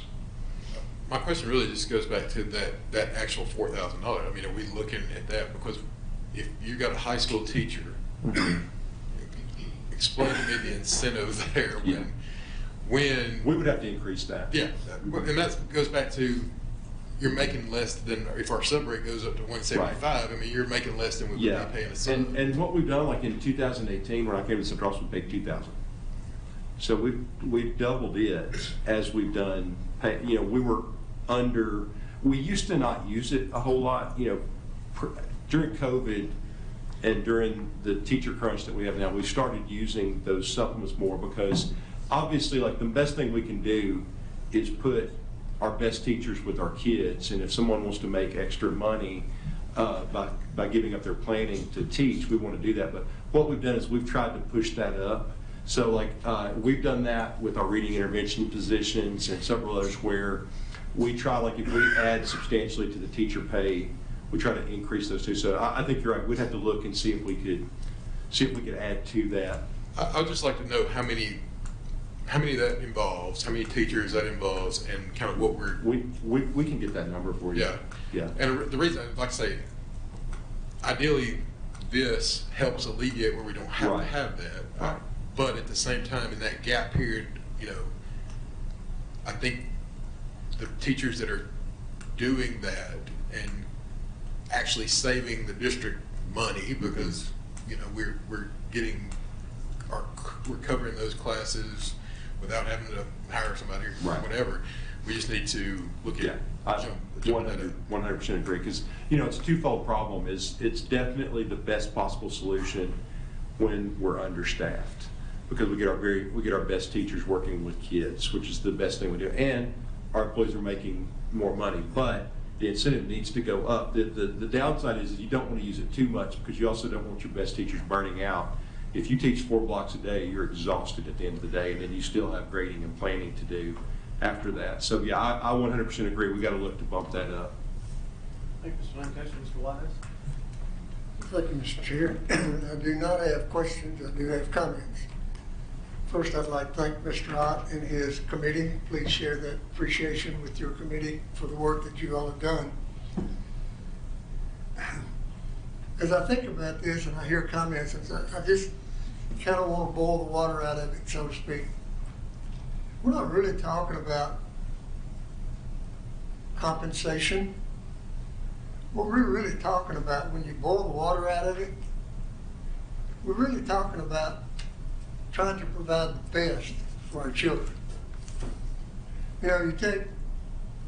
If compensation gets my grandchild a better teacher, I'm all for it. So my question, for the board members is keep in mind, my son's going to be playing pee-wee football. I got to buy his pads.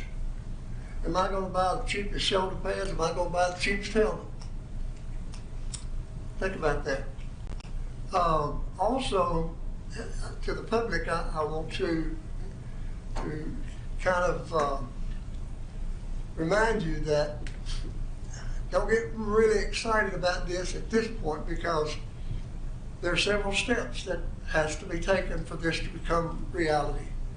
It's going to take a lot of communication, a lot of cooperation.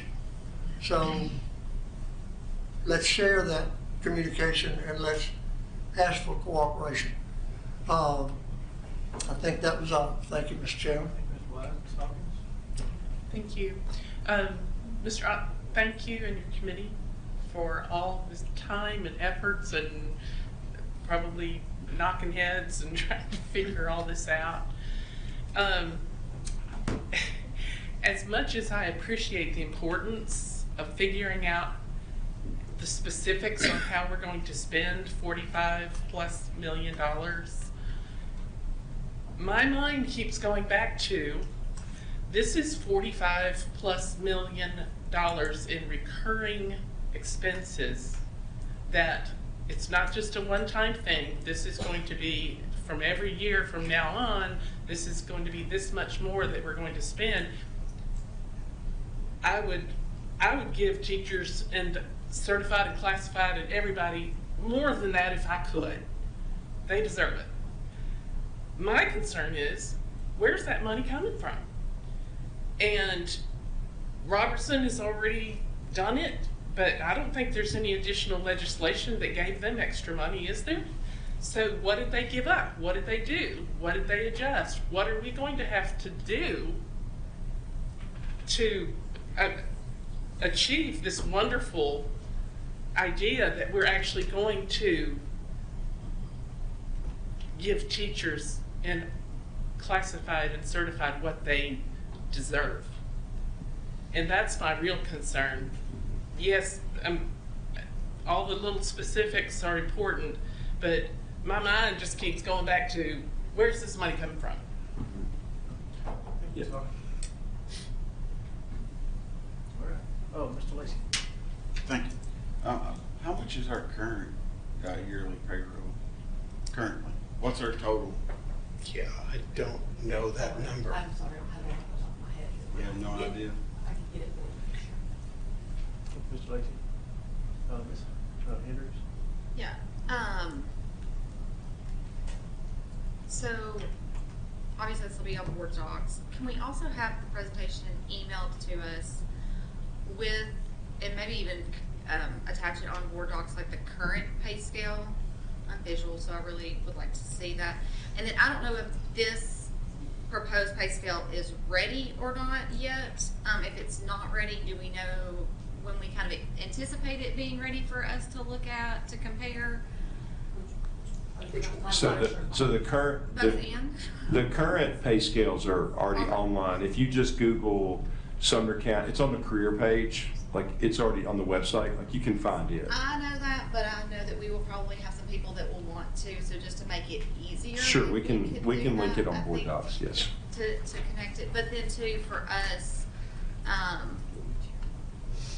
it appeared that one of them was that was possibly ready, or a, 'cause Classified Yeah, is, we've mocked up the classified one with the additional money, so that one's ready. okay, so that one can be sent to us, and then do we have an approximate timeline of when we'll be expecting the certified, or when are we going to be expecting that as a board, I guess we will vote on those? Mr. Johnson was gonna, Mr. Johnson, do you have something? So I'll defer to Mr. Ott on the new pay scales, but I will send everybody an email with the link to where it is in board docs. The PowerPoint is too big to email you the PowerPoint itself, so I'll send you a link to where we've got it up in board docs and a link to the current pay scales. Thank you. And then I'll defer to Mr. Ott on the new ones. Yes, so as far as the certificated teacher pay scale, and there's a lot of different pay scales for teachers. You know, we'll have to start working on those. I know that we've started on just the regular teacher one, but it's not ready yet. So I just know that I anticipate us having questions about when is it gonna be ready, when are we looking at it, when are y'all gonna vote on it, those types of questions. So would this be part of more so the budget presentation? this will be part of the budget So we're process, looking like at what, May. you know, what I don't wanna do is, you know, what happens all the time with budgeting is, you know, used to we would find out with BEP, we would find out our BEP dollars around the first week of April. If we were lucky, the last week of March. And then that would produce a 4 to 6 week sprint to make all the big decisions on the budget. And the problem is, you know, the problem with that is it prevents you from doing, I think, the kind of long-term moves that we've talked about doing for a while, because you just can't, like, you know, the thing is like there's not one certified scale. There's probably, what, 35. I mean, you know, there are a lot of different certified scales, and it requires so much data analysis for her team that it's hard for us to do that. I wanted, you know, we wanted to get ahead of that because we also need to be able to communicate to our funding partners where we are and what we anticipate needing. So, you know, like I want to have those schedules as quickly as possible too, but I also want to get it right, and they're going to need time to be able to get that, especially because the certificated one is a lot more complex, because it's not just a teacher pay scale. It's school psychologists, it's nurses, it's you know, there's a whole bunch of different pay scales that we operate off of. I just want to be able to give realistic expectations to our employees as they ask and anticipate this conversation going forward. And then if, you know, as we've kind of talked about some different pockets and realizing like, okay, well, if we increase, and our staff is great about this, and I feel like it's great to have, you know, another set of eyes and different perspectives to say, you know, okay, well, if you do that, then that means, you know, I know when we've talked about pay raises in the past, we've talked about, well, if we raise it to this, then we're going to have custodians making more than our teachers, or so forth. So we've had to kind of adjust some of those things or look at those a little bit more closely. So if we have, as we process, you know, the presentation and look back and think of different positions and say, hey, what about this? If we have those thoughts, do we need to send that to you personally? Should we send that to Mr. Ott? Who should we, just so that, you know? Yeah, I think just send it to me and I'll forward it to Okay. Mr. Ott, and then we can have one clearinghouse. And then I think, you know, and I think the thing is, like, we're actually, we're beginning the budget. I mean, they've already started, the departments have already started internally. We're starting meetings, budget meetings with our departments and central office. We're starting those in a week. Okay. And then we've got principals coming in 2 weeks earlier because we're anticipating, we just want to have more time to spread out those conversations. Because I think you're right, like just tonight, we've looked at this presentation 100 times and you realize just different eyes, you see different things, and we certainly want to do best by our employees. And we think that having a 4 or 5 month run instead of a 5 or 6 week run, it gives us a lot more time to think through the tough decisions that you have to make in every budget cycle. I told Commissioner Schoaf last year, the most thankless job in Sumner County life is being chairman of the budget committee on the county commission. I can't imagine anything, because you're going to tell 95% of the people that want something no, and that's tough. And there will be some no's. It's going to be, there are going to be some tough things, but and I do think I want to reiterate, because I think this is what Mr. Lancaster was saying earlier, is I do think it's important. Like, I think one of the commitments that we've always had, and I don't see, talking to all of you, I don't see anybody wanting to differ from this, is, and districts that did this really got themselves in a bind. It was about 10 years ago, I think, Wilson went to this pay structure where they jumped Metro and they paid everybody. At that point, $40,000 was the high dollar for new teachers. And they paid $40,000 for the first 5 years. And they just moved that up. And they created a nice run for themselves of grabbing people in their first year. But then they found on the back end of that initial run, when everybody else raised to 40, they were really jammed. And so I don't think any of us, I certainly don't favor gimmicky salary budgeting like that. Like, I think, if we're like a rising tide lifts all ships, like we're not going to jump. We're going to have year 1 teachers making more than year 6 teachers. Like, we're going to move that up in comparison to there. So I think that's something that we should absolutely talk about. It says we're looking at these raises. It's across the board. It's not just for first-year teachers. Right. And that's, I think going back to as we, kind of had talked and, said, oh, we also need to make sure we're including theater teachers. I feel like there may be some pockets, and specifically because, especially within our high schools, they have such their own personalities that, some only have, may have something specific to their school that in no way, shape, or form do we want to minimize the work of that individual. And so as we think and go, oh yeah, we need to make sure we include them. So. Yeah, I'm just hoping my daughters aren't watching this because they're both theater students and they're I'm gonna hear about it.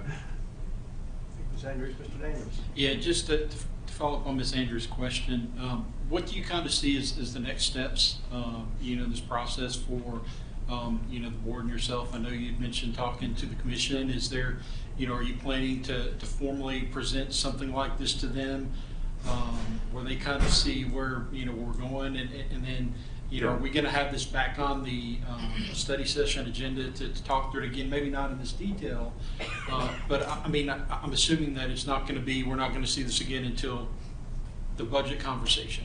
No, I think the next step for us, because obviously we've got some budget things that we have to work through to be able to, I hear Ms. Hawkins loud and clear. We don't want to give, for instance, and I don't want to talk out of school about another county, when I look at what Robertson did with teacher pay, with sheriff's deputy pay, with jailer pay, across the board, they didn't just do it on the school side, they did it across their county.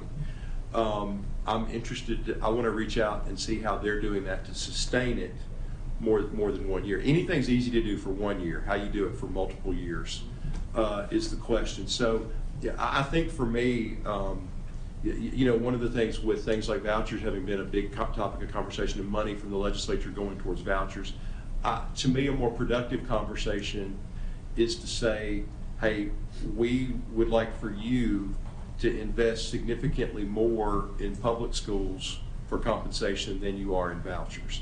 So I think looking at a resolution to encourage the state to significantly increase our funding for not just the pay raises that are promised by law to get to the 50,000, but also to think about the fact that school districts, especially in the metropolitan Nashville area, are dealing with double-digit increase in home prices. It's interesting. I was talking to Dr. Woods in Portland, and for a long time, on the Ridge, it's been harder to recruit higher level math teachers and science teachers.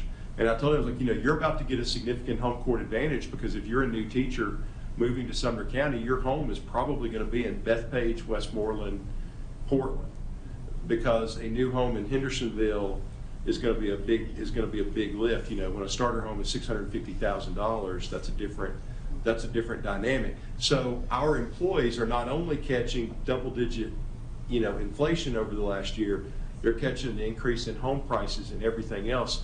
And that, you know, if you move to our classified staff, where our average salary, our average hourly rate is $15.79, you know, we have got to move the needle for our employees, or we're not going to have them. And I think that's what Mr. Oz, like, that's a simple truth. You know, we have principals now manning cash registers during lunch because we don't have enough cashiers. We've got, Mr. Cotter, by the way, was an outstanding head custodian. But you know, that's not the best use of our resources in the time of our principals. They've got things that they need to be doing in addition to that. So I think we've got to really, I would hope in a month or so we'll have a lot clearer picture. You know, Mr. Long can already give us a pretty good indication of where our revenue is. Sumner County had a great year financially. You know, our sales tax came in strong. Property tax collections have been, you know, have remained high. We'll know, you know, all property taxes will pretty much be paid by March. So a pretty good indication of where our property tax revenue is, a pretty decent idea where our sales tax revenue is, different things like that. Mr. Long will be able to give us a better revenue number. We'll be able to get a better idea of TISA. So, but I think now probably the next step, and I think this will pick up on what Mr. Wise was saying too, the communication and collaboration is we really need the legislature to come through with funding to help us not just meet to get to 50,000 for our teachers, but to also address the impact of inflation and cost of living on our classified staff. Thank you. Thank you, Mr. Daniels. All lines clear on this subject? Mr. Ott, thank you so much. Convey to the team my thank you for all they've done. Fantastic work. That's a lot of data y'all put together. Thank you very much for it. My pleasure. Okay, next item on the agenda is Sumner Ready. Yeah, and let me jump in. I'll try to do this pretty quickly because I know we have another item on the agenda, and it is 8:12. We cannot go past. And we can't. You don't have to go home, but you can't stay here after 9 o'clock. So, over the course of the last 6 months, I believe I have spoken to over 100 different groups. It's close to at least 50. Somewhere between 50 and 100 groups that I've spoken to. Rotary clubs, chambers of commerce. I spoke to the widow group at one church. Anybody that wanted to hear about Sumner County Schools, I've tried to go speak to them and share with them what we're doing. But not just to share with them what we're doing, to also listen. By the way, the hardest questions I had came from the widow group at the church. We had a serious conversation about cursive handwriting. It was a really good conversation. But among a lot of other things too. But then, beginning in November, Ms. Skinner and I did a check-in with every principal. We spent 60 to 90 minutes with every principal in the county. And again, it was more focused on listening and hearing where they were, what they were trying to accomplish, and what their needs were. Over the course of all of those, and then in December, we pulled together everybody in the central office that was interested just came, and we took about 2 hours and we talked about this idea. And this idea is Sumner Ready, and it's still evolving, but I think it's something that's really, you know, if I want to have a first big initiative under my time as director, I think that this is it. And I think it's exciting because it's not fully fleshed out yet, and it's going to require a whole lot of community participation. So I sent you an invitation for January 18th. I know, you know, when you try to find a time that everybody can attend, it's just almost impossible. But I tried to put it out in enough time where everybody can try to make plans to be there. This is what we're looking at. You know, when Ms. Skinner and I were talking to principals, what we heard a lot of was our kids are not coming to kindergarten prepared. You know, they're struggling. They're struggling with behavior. They're struggling with readiness. You know, like the easiest thing that we find right now is classroom instruction. Getting kids prepared Sometimes even to do things like walk in line takes a little bit of time.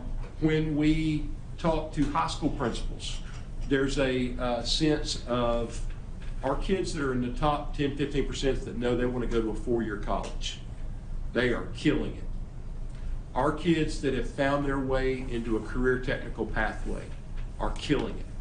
We have a significant number of kids in the middle there that don't know what they want to do. And I think part of it is, you know, I've said this in every group that I've spoken to, is when I was a senior in high school, junior, senior in high school, my career options were guided primarily by what my parents told me and what was on the catalog rack or the magazine rack outside my counselor's office.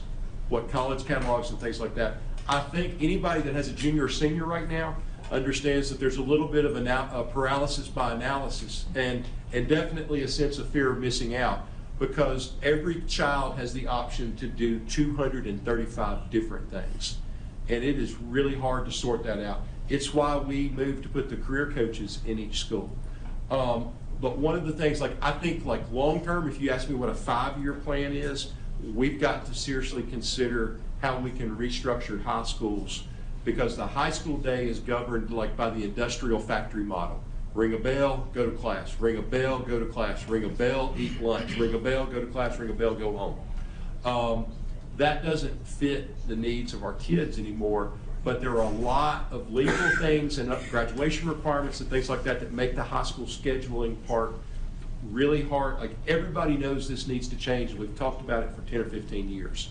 That's a conversation that's going to require the legislature and the Department of Education and a whole lot of different groups. So that's not what Sumner Ready is. Sumner Ready is talking about, when we've talked to employers, Chase Moore leads a group of workplace development that they partner with different employers around the county. And we listen to them is asking them what do you need our graduates to be able to do?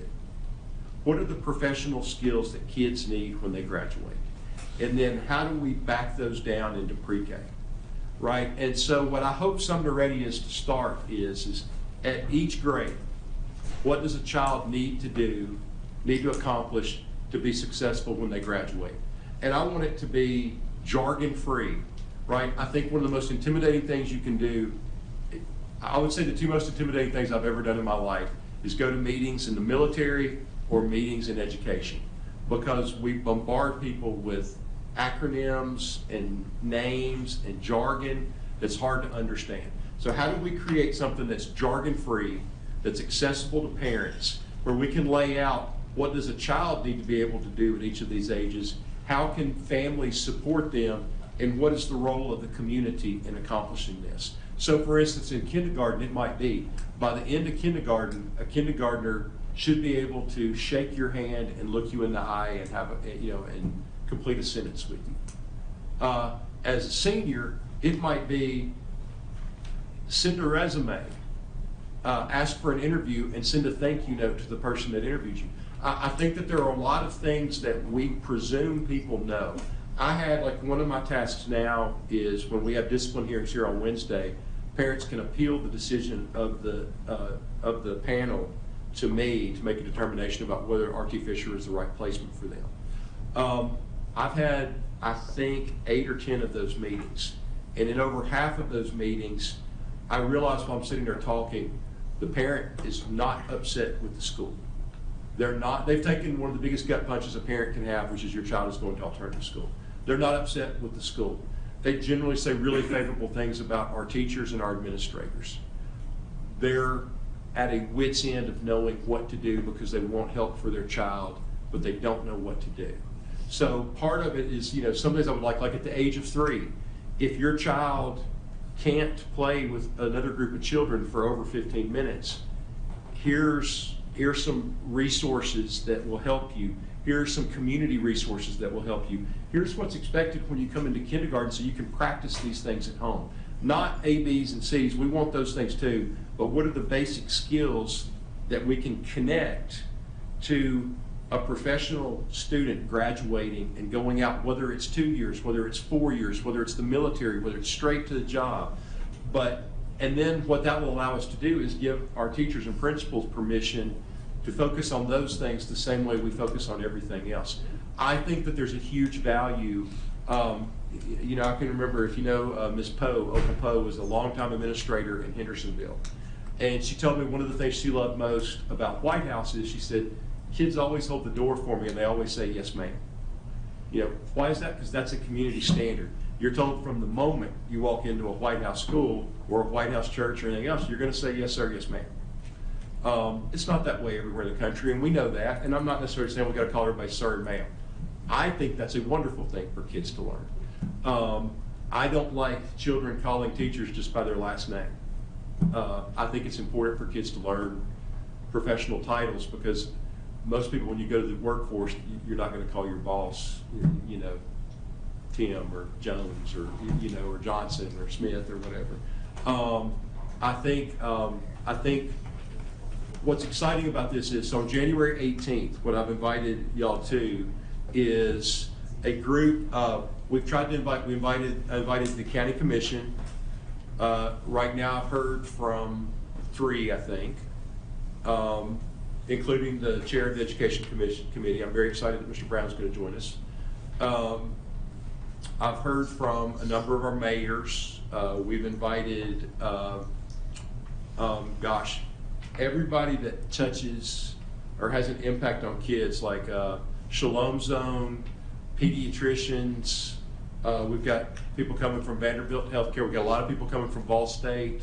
We've tried to pull together all the different groups in the community that work with kids and have them represented at the table. Right now, we're up to about 145, 150 people. I anticipate us being at around 225, 250. And we're going to spend a day answering the question, what do we want a kid to be able to do when they exit our hallways? When they get a diploma and they leave Sumner County Schools, what professional skills do we want them to possess? And then we want to build that backwards. And so I anticipate, also think it's a great time for us. We did a similar type exercise in 2014 when we were doing our mission statement for accreditation. And what we did then is we did a thing called From Here to There. We had presentations on everything that we were doing, and then we talked about where we wanted to go. And the where we wanted to go involved everybody that was in the room, and it was a big cross-section of Sumner County. I think that our mission statement is actually pretty solid. I think it's always something we can go back and tweak. But personally, I think we're at our best when we focus on individual kids, because I think what happens is a mission statement a lot of times goes on a wall or in a folder. But if we're looking and thinking, what do we want our kids to be able to do, we're naturally drawn to look at individual seniors and individual kindergartners and saying, you know, what do I want a kindergartner to be able to do, knowing that they're going to go into a world that's very insecure. The world's more unstable now than it has been since World War I. A world that's going to be heavily influenced by AI, entering careers that we can't even anticipate or predict. But what do we know happens? If people can work in groups and they can collaborate and they can talk and they're polite and they look people in the eye and they know how to shake hands and they have professional skills, they're going to be okay. We can teach them all the things that they'll need as our society and culture changes, as technology changes.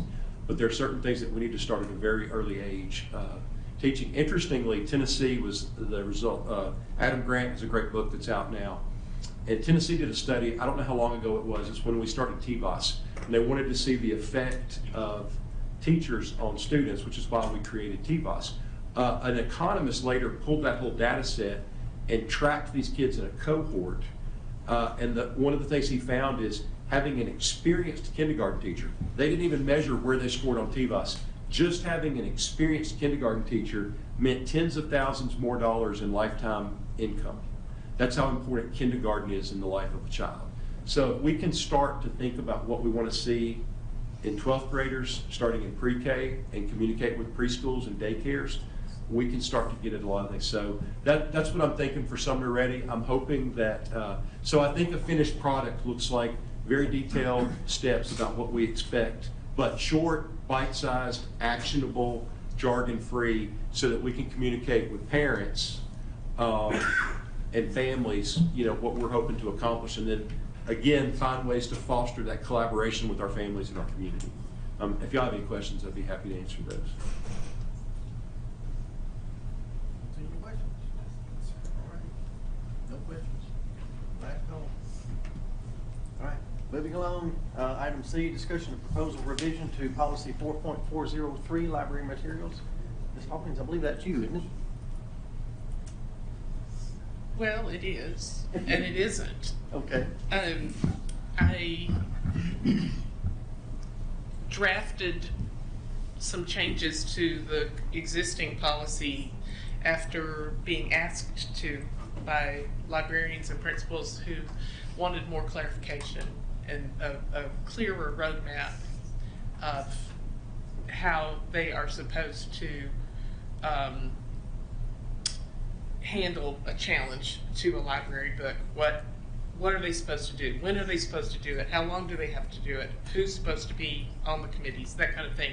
They wanted much clearer information on that. And over about 2 months, I met with over 15 librarians and got input. And so really this is a draft of what they want. I'm just the person who wrote it down. As far as it being mine, it's no longer mine once it sits here and the whole board looks at it. It is like raw clay to be formed by all of us. So I present to you what the librarians have asked me to put together, their ideas, their desires for how to go forward with the library book challenge. Okay. Any questions? Anyone? Gosh, we're getting really close to adjourning. Oh, Mr. Lancaster, you got in under the wire. Oh, yeah. So I guess we've got there's some new stuff from even the last, I think we voted or started discussing this in November, but there's some stuff that's changed since then, correct? Yes. After our attorney responded to the possibility of liability regarding having a minor student serving on a review committee, I changed the age of students who may be have the option of being appointed to that committee to age of majority of age 18 or older. Also, there was some concern, and again, our attorney advised that board members cannot be prevented from serving on or making a complaint as long as their child is at that school. We can't prohibit that right. And then talking about reclassification, I felt like that needed to be a defined term so that we know what that means. And again, that's information that I got from librarians. And also a change as far as the appeals process.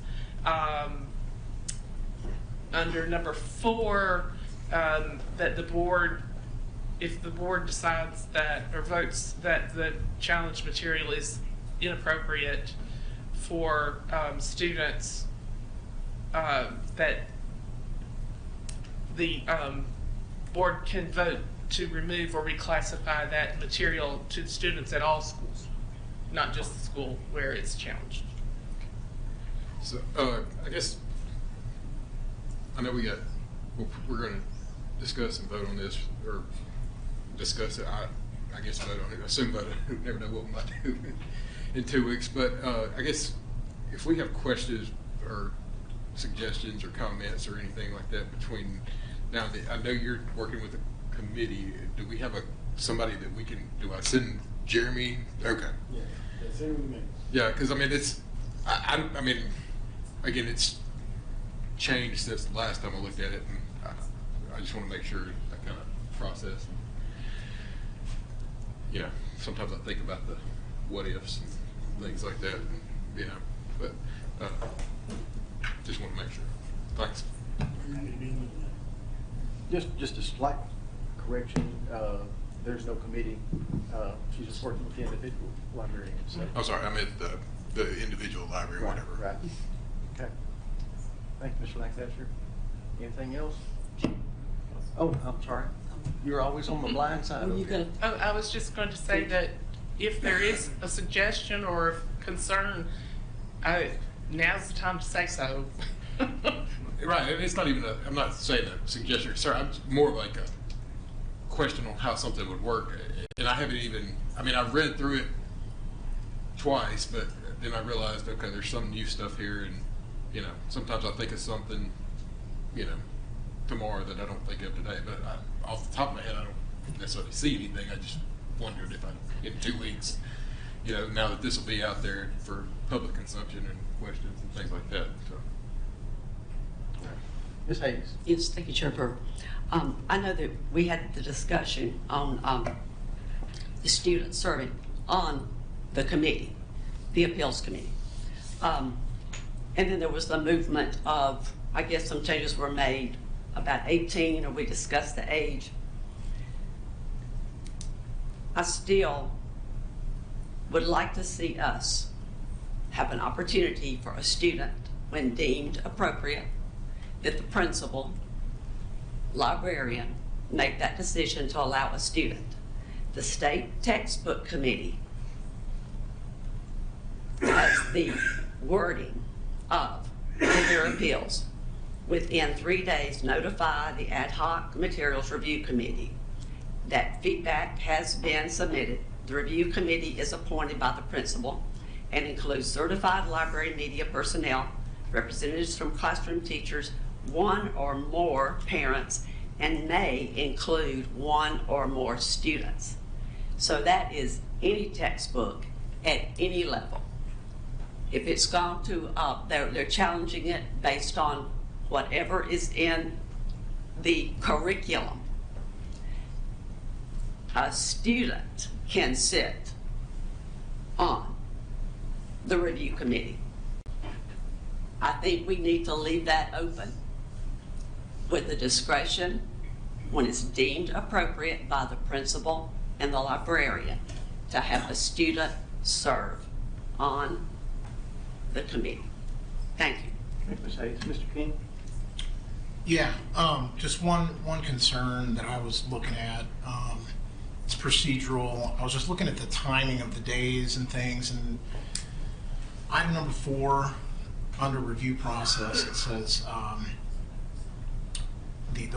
once the reconsideration form is turned in, the librarian then after 3 days will inform the principal by writing her email. I don't know why we need 3 days. That's just a question I had. And then item 6, it says within 14 days of notification of a receipt of the reconsideration form, the principal shall have the materials review committee assembled and ready to begin the review process. And then number 8, within 7 days after the appointment of the material review committee by the principal, the chairperson shall ask the materials review committee to begin the review process. That's 24 days from the receipt of the form. I just feel like we can, knock that down by some days, in my opinion. So that's just something I had a concern about. I think, 14 days, maybe, to form the committee, maybe that could be down to 7 days. I have to think a little more on it, but that's just one concern I had. 24 days just seems like a long time to begin the review process. It just seems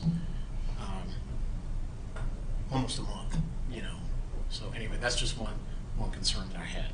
Thank you, Mr. King. Ms. Andrews?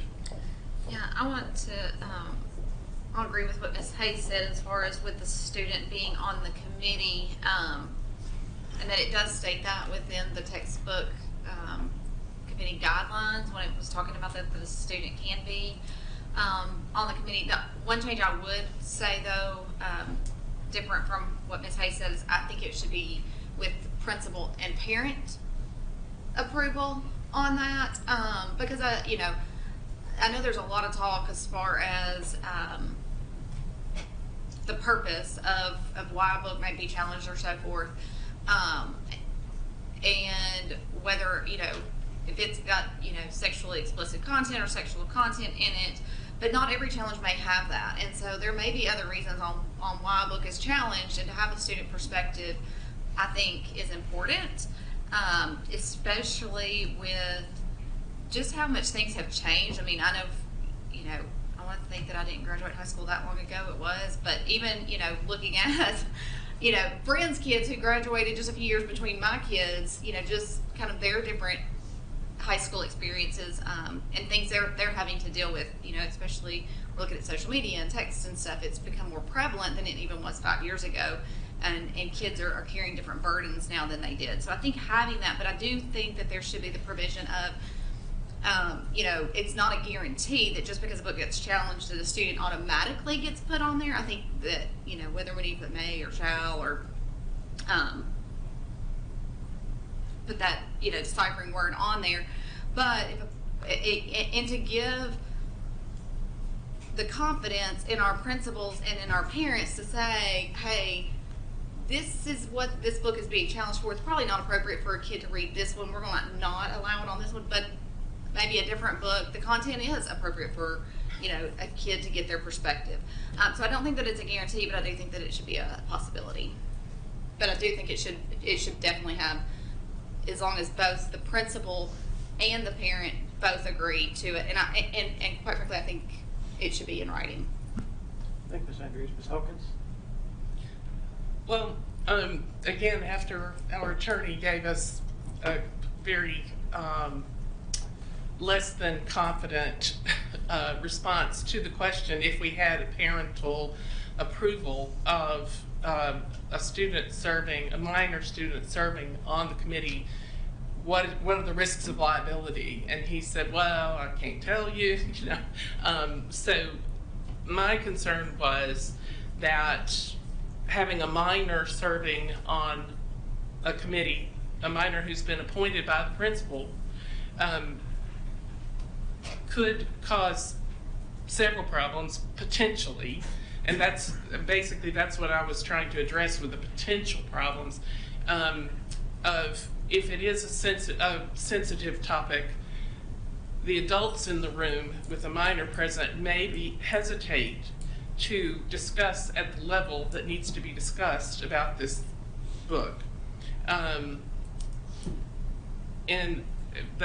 if a child suddenly there's stuff talked about that the parent didn't know this was going to happen, I don't want to put the principal in a position of liability for having exposed a child to something that the parent may say, well, I didn't know the book was going to be about that, or I didn't know they were going to say that kind of thing in the meeting.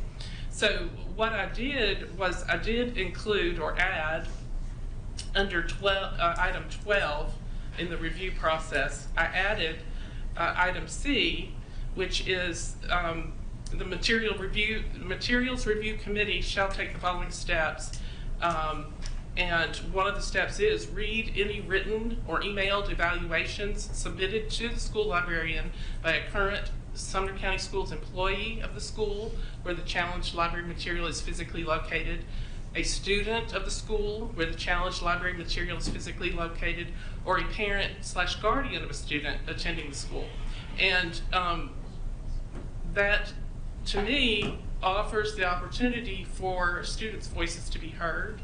If the book is under challenge and there's a committee formed, a student of that school can communicate with the review committee, but not actually sit in there during the discussions, which again may be sensitive topics that adults either are going to say in front of a minor or they're going to hesitate to have a full conversation about the topic.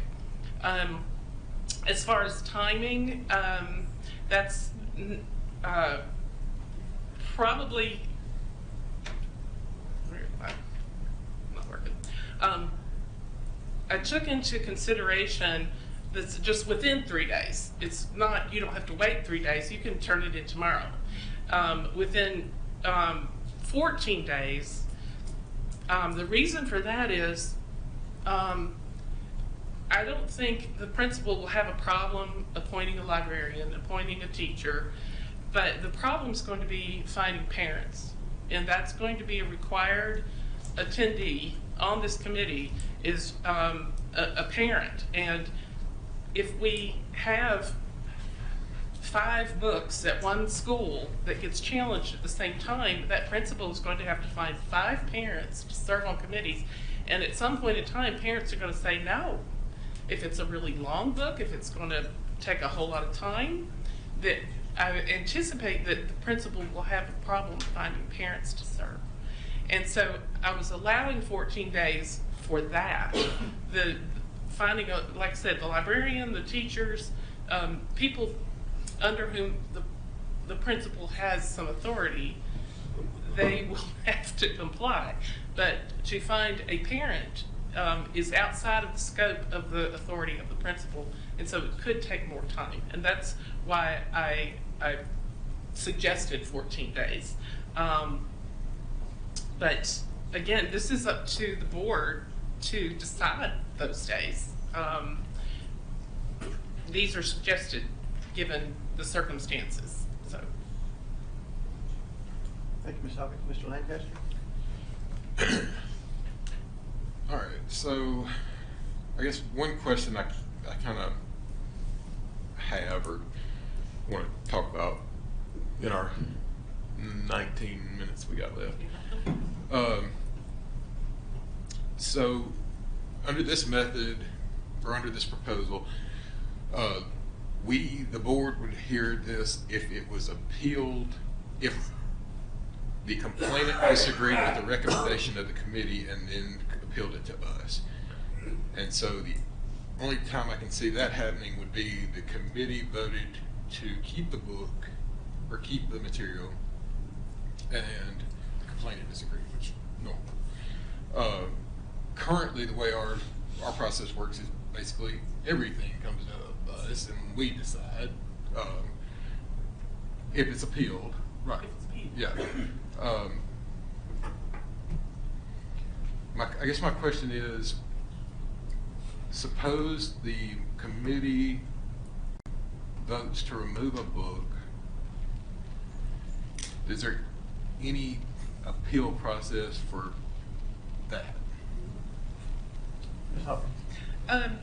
Well, that would be, I would think, a moot point because the complainant wants the book removed. Otherwise, the complainant wouldn't be a complainant. Right. So I guess someone else, if it's been challenged, it's been assessed by the librarians, then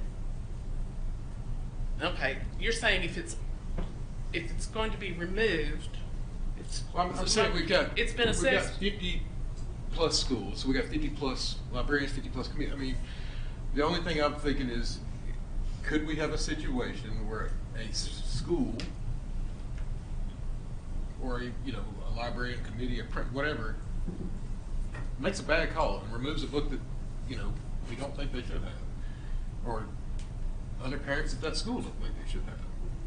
Say I go to Beach, or my kids go to Beach. Let's say Beach High School says, hey, you know what, we think To Kill a Mockingbird needs to be removed because of the language in it. Mm-hmm. And I, as a parent, don't agree with that. Do I have any recourse to try to appeal to a next step above the school committee? Or should I?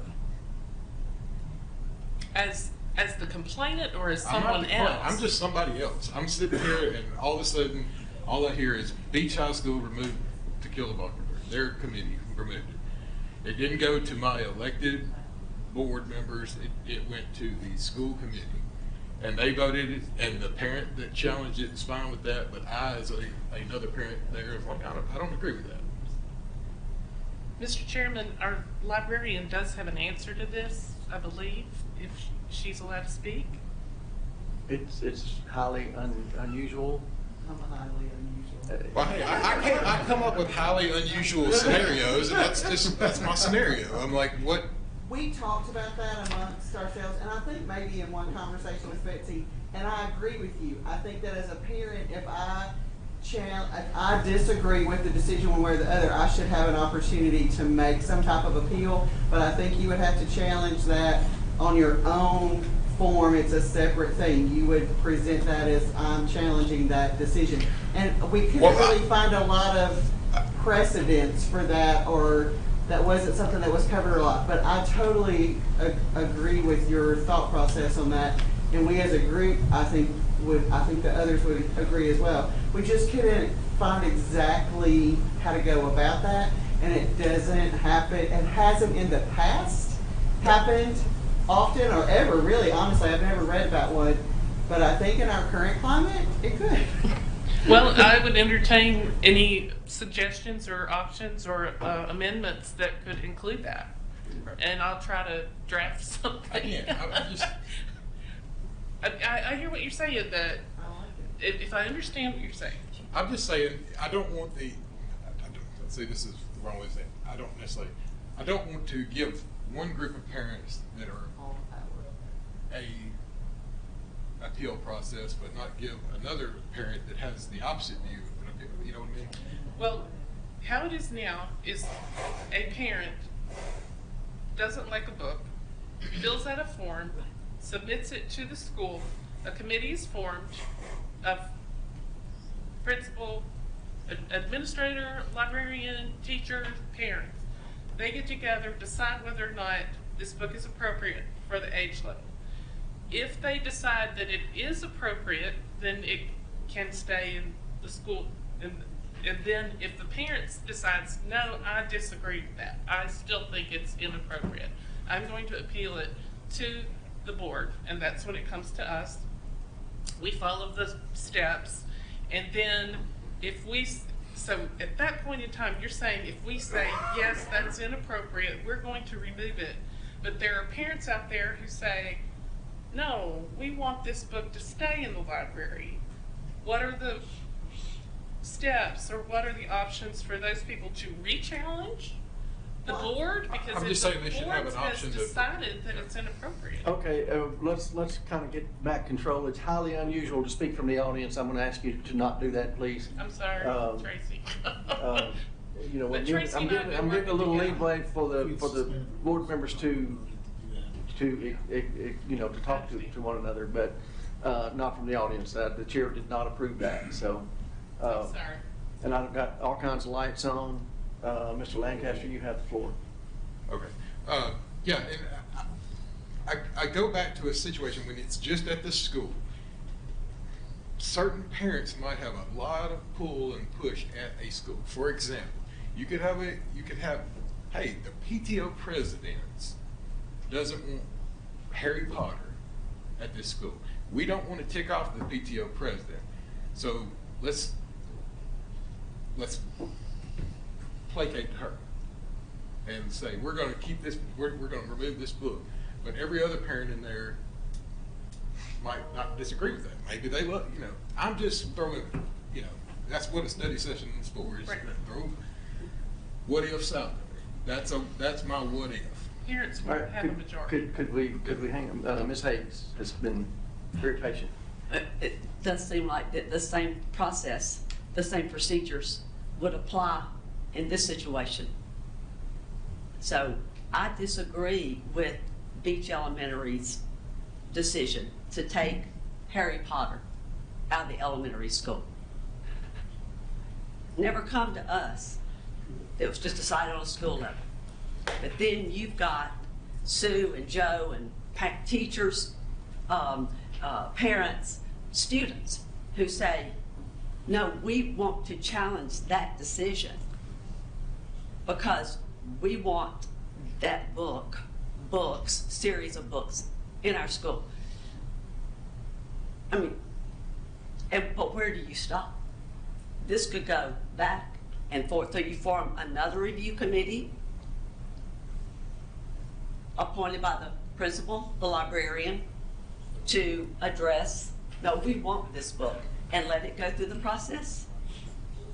And then that group, the group that didn't want the book, where does this, I'm thinking out loud, but it doesn't, it seems like they ought to have the same opportunity, someone, if Alan wanted to challenge what that school decided as a parent, that they should have that same process available to them so that one group doesn't make the decision for the whole school. This could go back and forth. I just, and then what do you do to in that? Thinking out loud.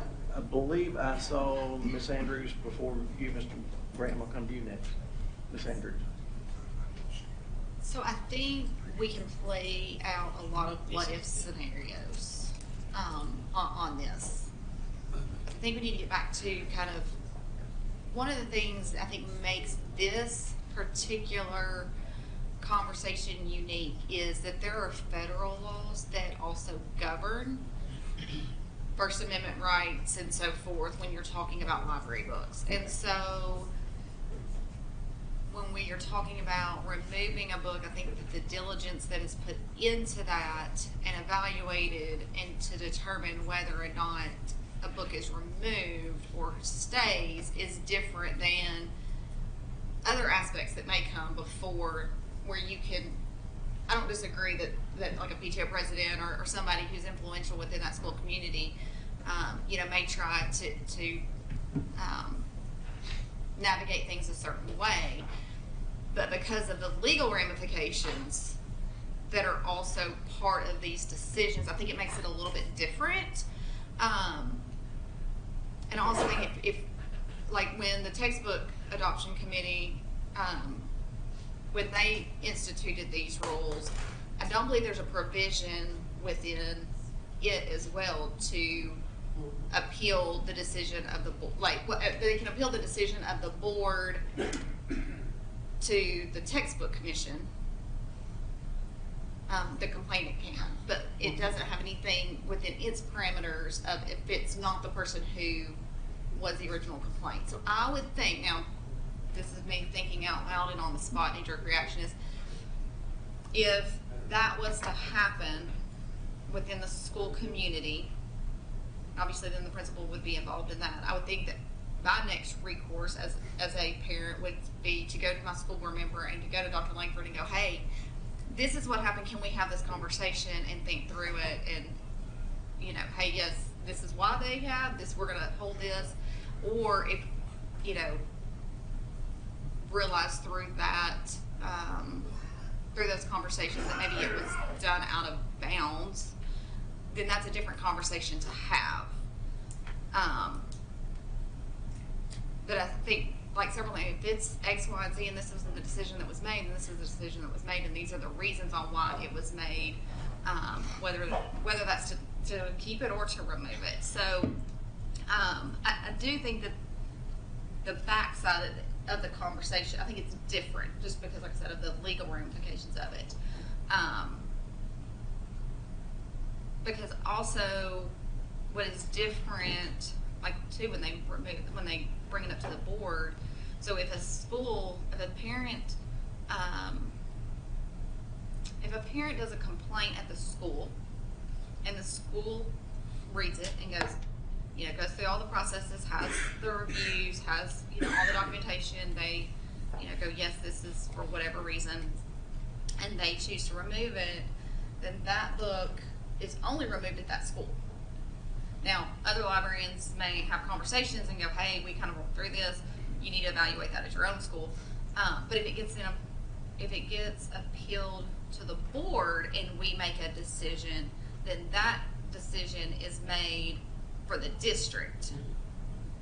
So I think that's also a difference of what the intention is for that. But that's just my knee-jerk thinking through kind of that conversation of, I think the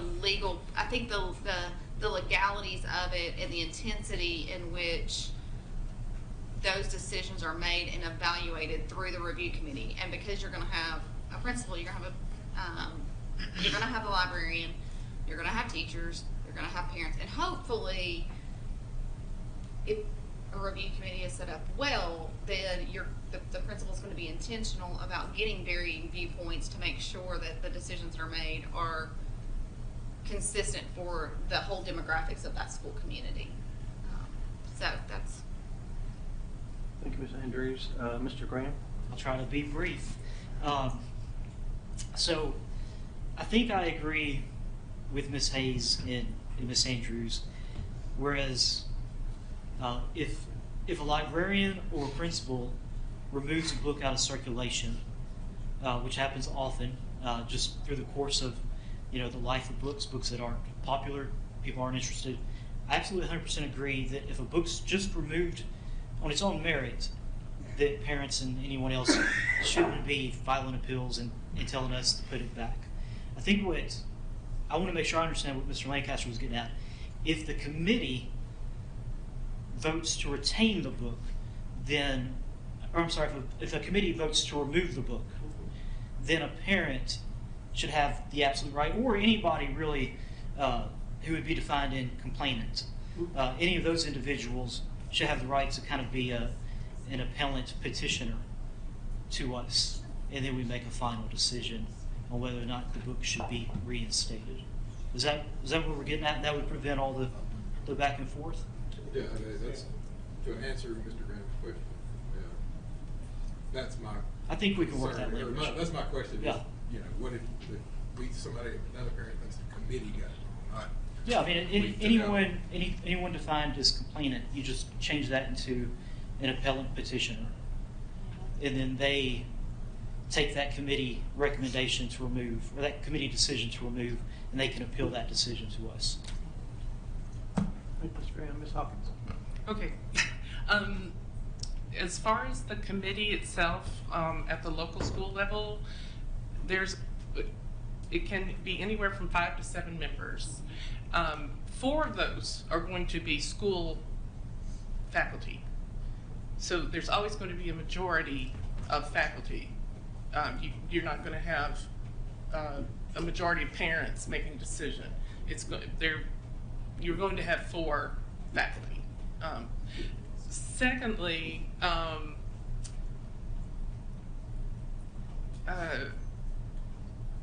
where'd it go?